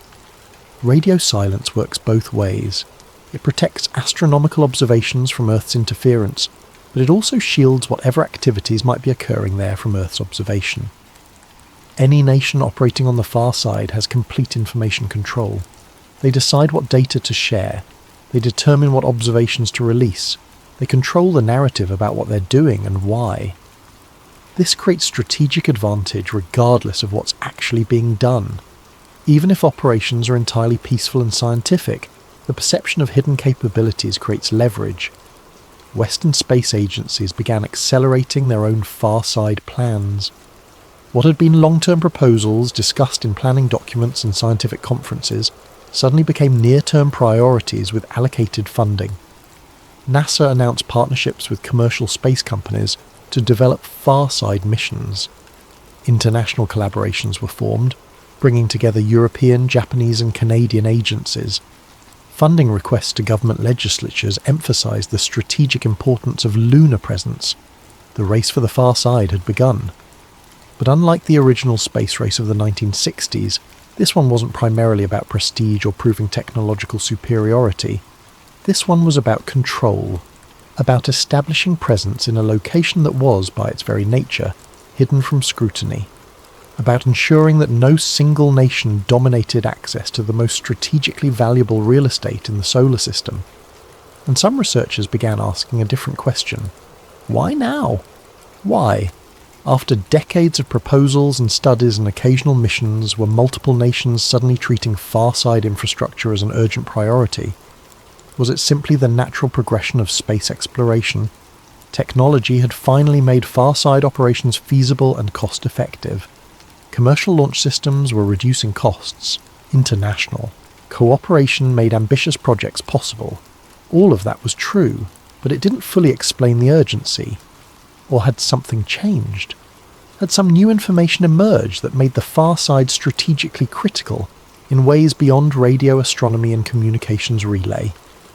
The official answer was that technology and reduced costs had made far-side operations practical for the first time. Space agencies emphasised scientific benefits, particularly the unique environment for radio observations free from terrestrial interference. The real answer might be more complex, because if there was something on the far side, something discovered during earlier missions but kept classified, then establishing a permanent presence there wouldn't primarily be about astronomy or geological research. It would be about control, about investigation, about ensuring that whatever was there remained under human supervision and study, or perhaps about ensuring that whatever was there remained undiscovered by the public while governments determined how to handle the information. The strategic value of the far side, then, wouldn't just be its radio silence or its concealment from Earth-based observation. It would be whatever was already there, waiting to be fully understood. Chapter 8. Chang'e 4 and the Questions. Nobody asked. The Chang'e 4 landing should have been a massive international story. The first spacecraft on the far side of the moon. A historic achievement. Front-page news across the globe. It wasn't. Coverage was limited, technical and brief. Most major news outlets ran short pieces acknowledging the landing, then moved on to other topics within a day or two. The scientific community offered congratulations, but seemed strangely restrained in their enthusiasm. This muted response was curious for several reasons. When China had landed Chang'e 3 on the near side in 2013, there had been significantly more international attention. That mission had been celebrated as a major step in China's space program, marking their arrival as a serious player in lunar exploration. Western media had covered it extensively, analysing what it meant for the future of space exploration and discussing the growing capabilities of China's space program. But Chang'e 4, the more technically challenging and historically significant mission, received far less fanfare. Some observers suggested this was political, Western media downplaying a Chinese achievement to avoid giving credit to a geopolitical rival. That explanation had some validity, particularly given the increasingly tense relationship between China and Western nations over trade, technology, and international influence. But it didn't account for the scientific community's restrained response.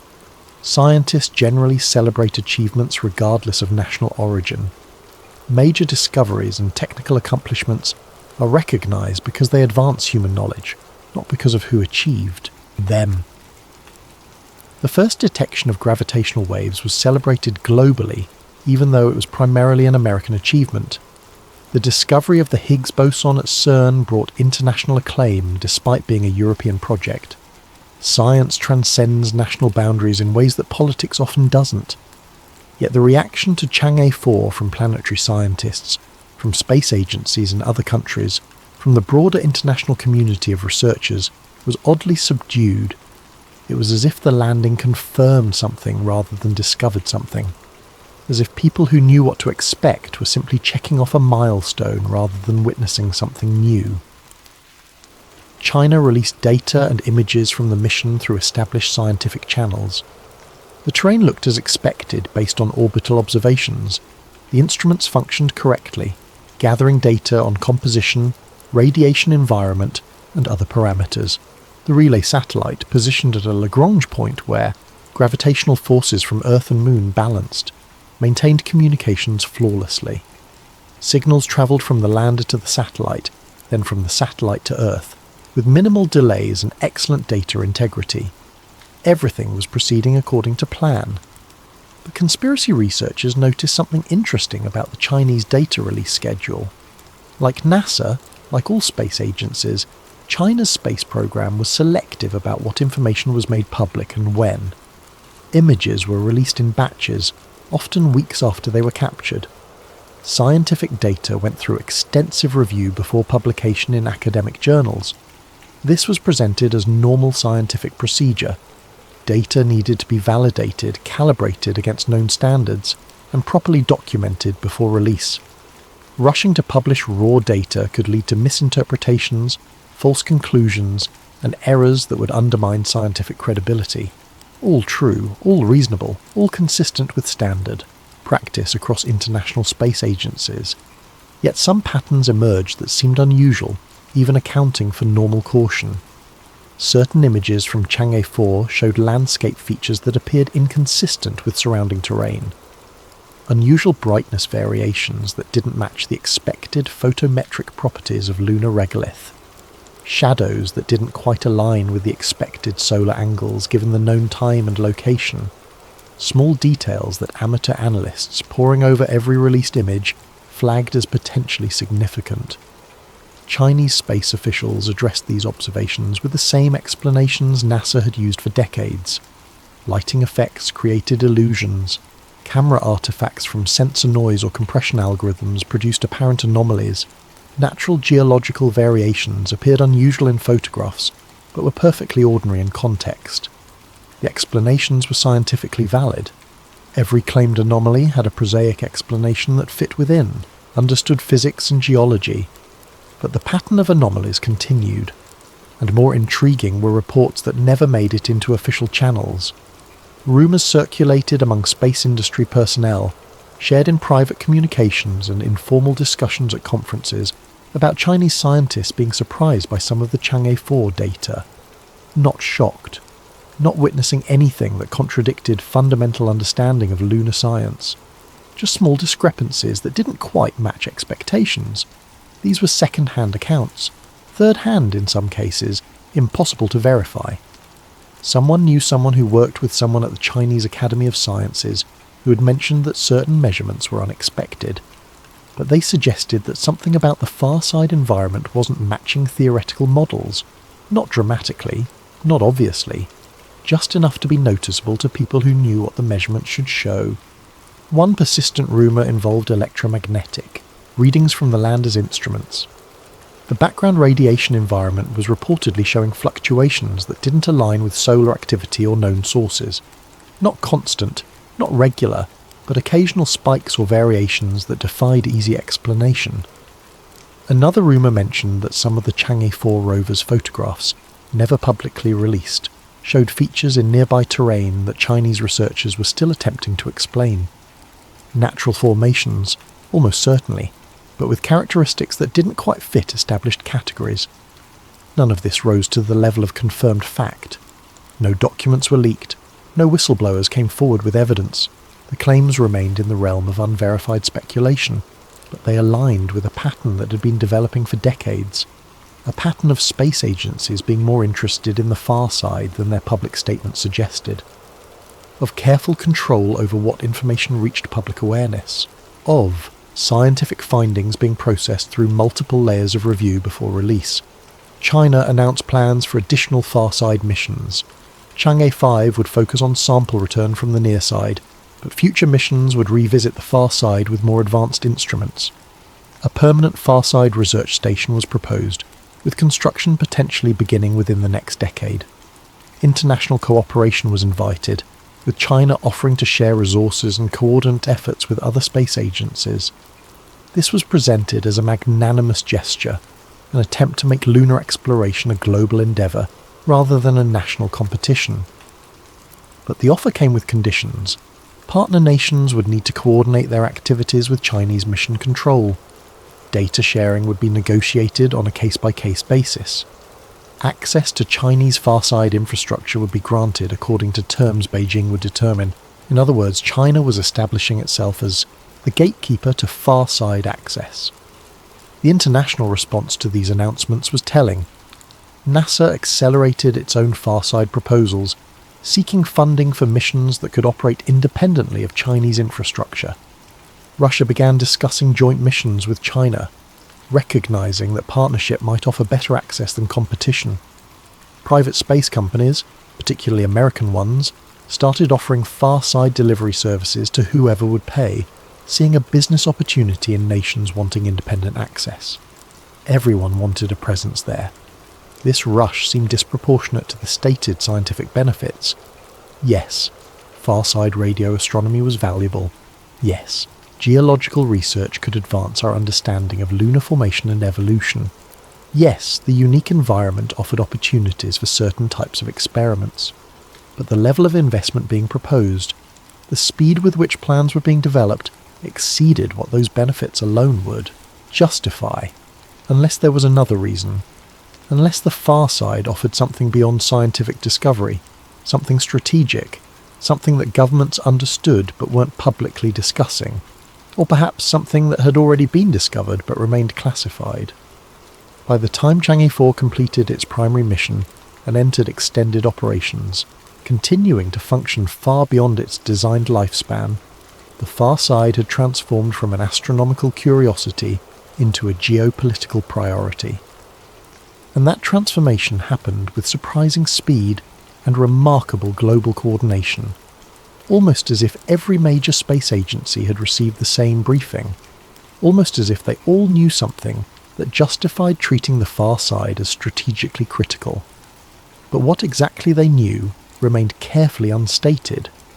The scientific papers published from Chang'e 4, data focused on composition analysis, radiation measurements, and geological observations, all legitimate science, all contributing to human knowledge.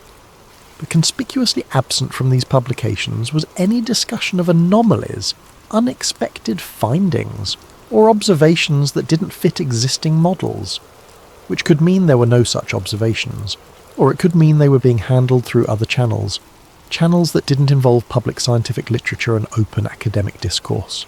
Chapter 9. The Signal Hypothesis. Among the various conspiracy theories about the far side, one has gained particular traction in recent years. It doesn't claim massive alien bases or crashed spacecraft. It doesn't require believing in impossible secret construction projects or elaborate cover-ups involving thousands of people.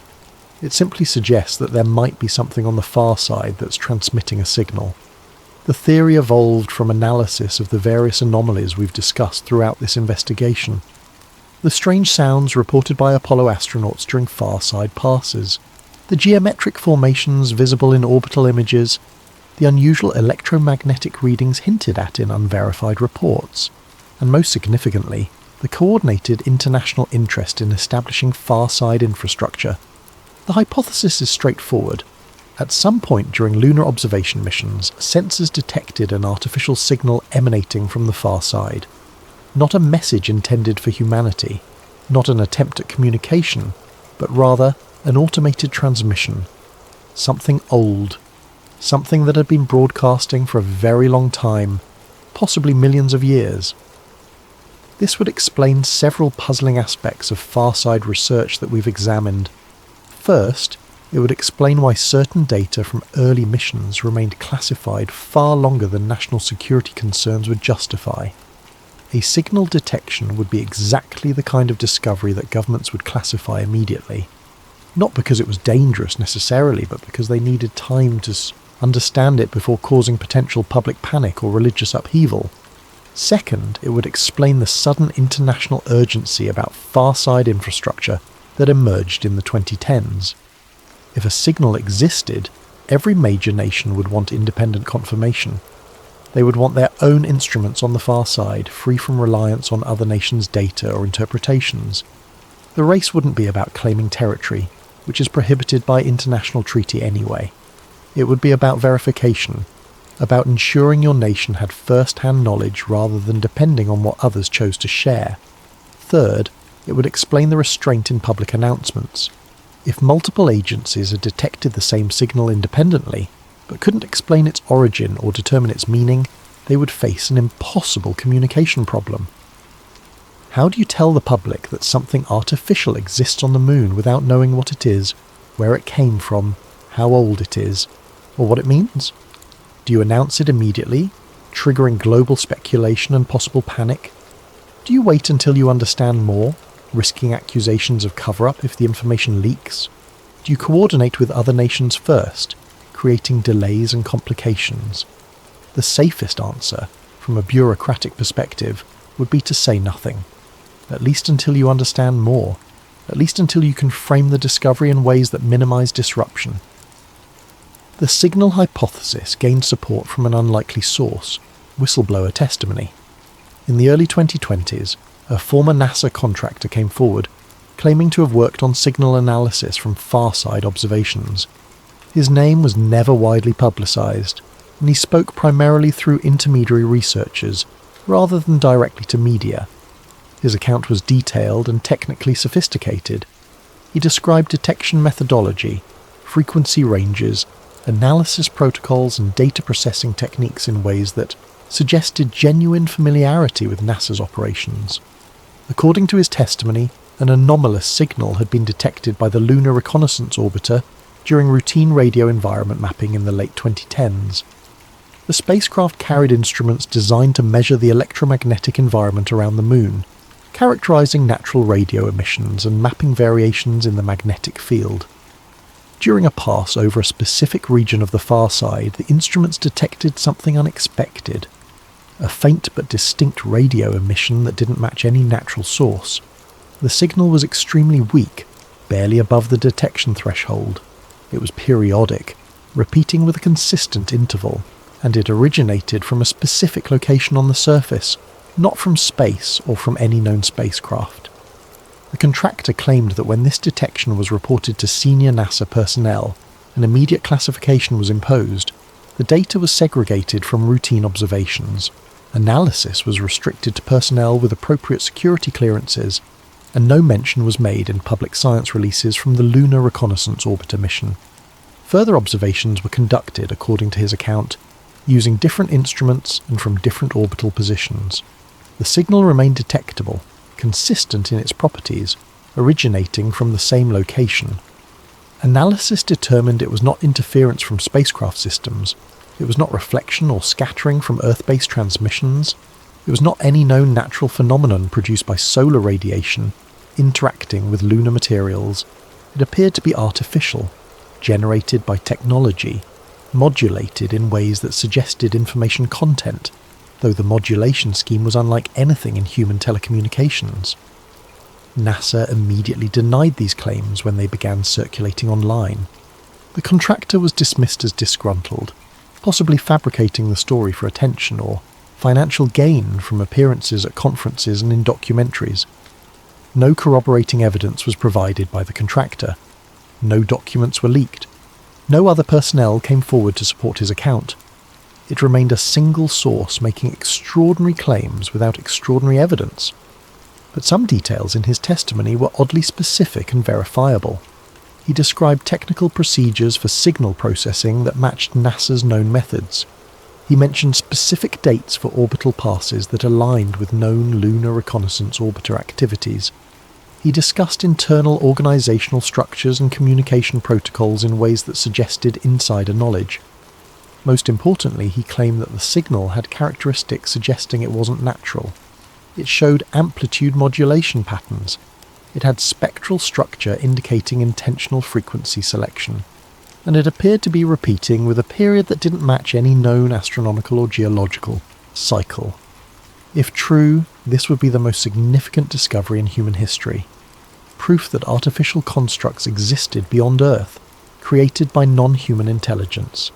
Evidence that we weren't alone in the universe, or at least that we hadn't been alone in the past. But proof was precisely what was lacking. The contractor provided no documents, no recordings, no data files, no physical evidence of any kind. His claims rested entirely on personal testimony.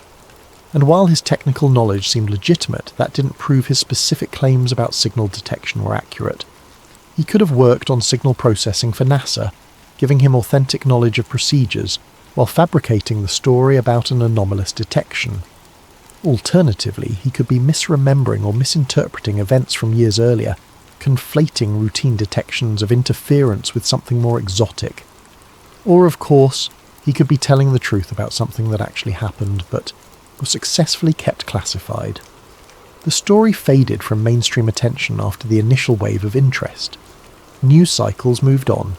The contractor gave a few more interviews, then largely disappeared from public view. But in conspiracy research communities, the signal hypothesis became the dominant explanation for far-side secrecy. It fit the pattern of evidence better than other theories. It didn't require believing in massive construction projects that would leave obvious traces. It didn't depend on crashed spacecraft or alien bases that should be visible in high-resolution images.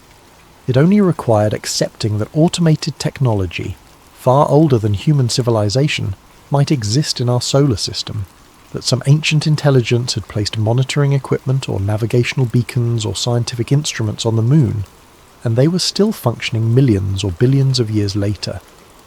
This was actually more plausible than many alternatives. Physics allowed for such longevity. Engineering could achieve it.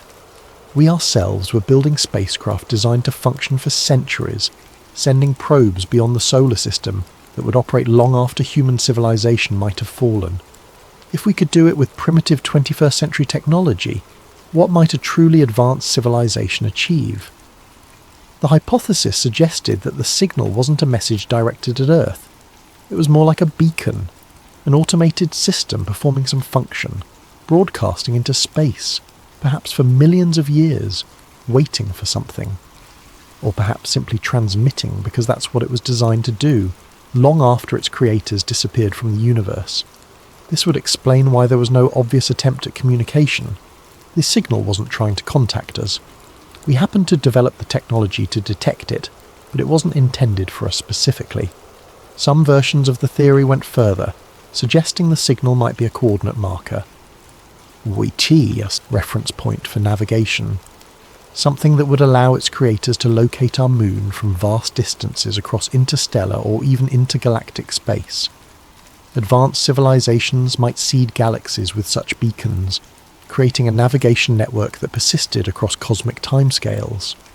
Our moon might simply be one node in a vast system we were only beginning to detect. Others proposed it might be a monitoring station, automated sensors watching for signs of technological civilization, designed to activate or transmit specific messages when intelligent life emerged on nearby planets.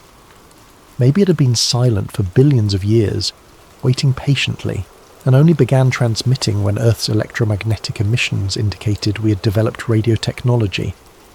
These elaborations were purely speculative, extending beyond any evidence into imaginative scenarios.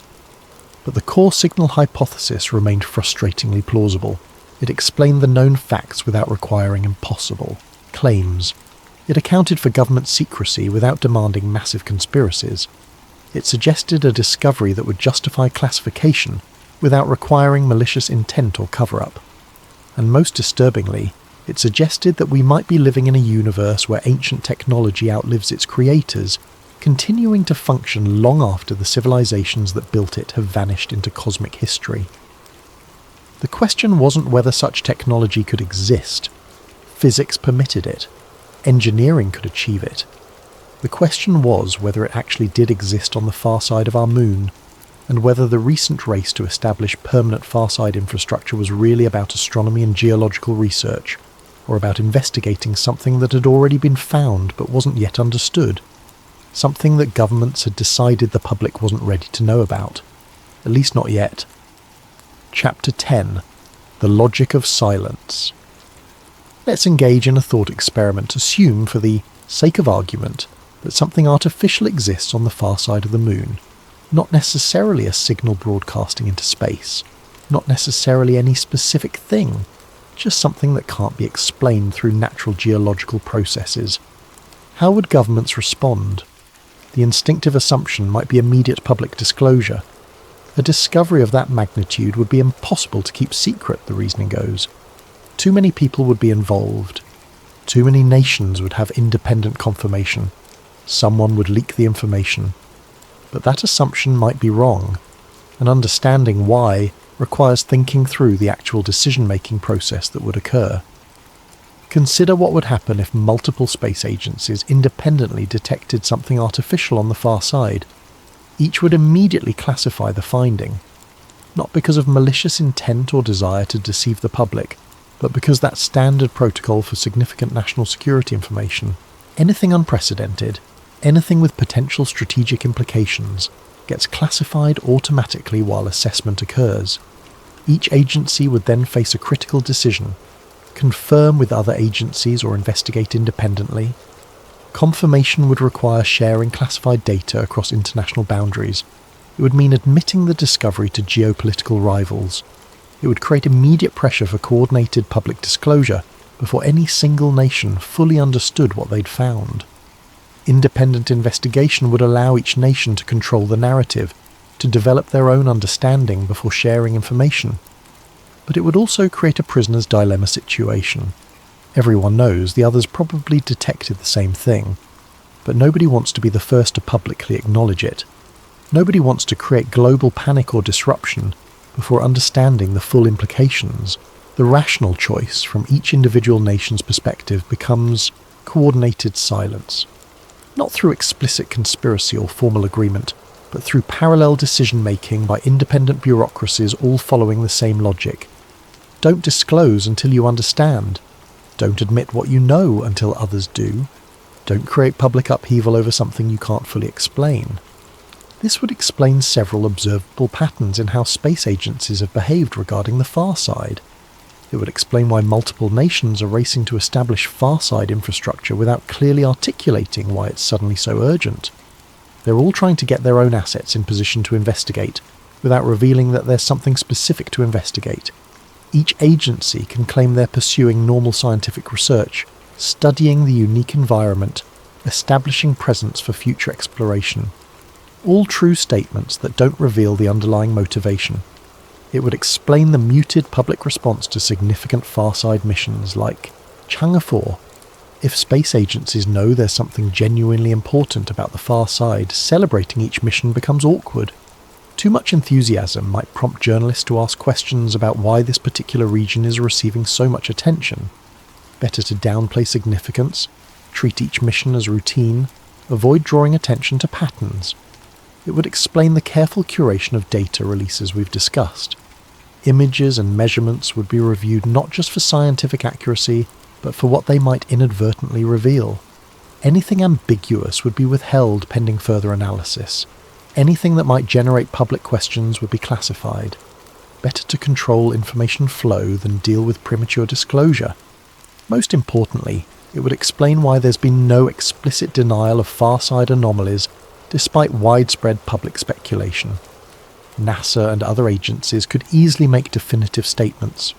We have thoroughly investigated the far side and found no evidence of artificial structures, signals, or anything that cannot be explained through natural processes. They don't say this.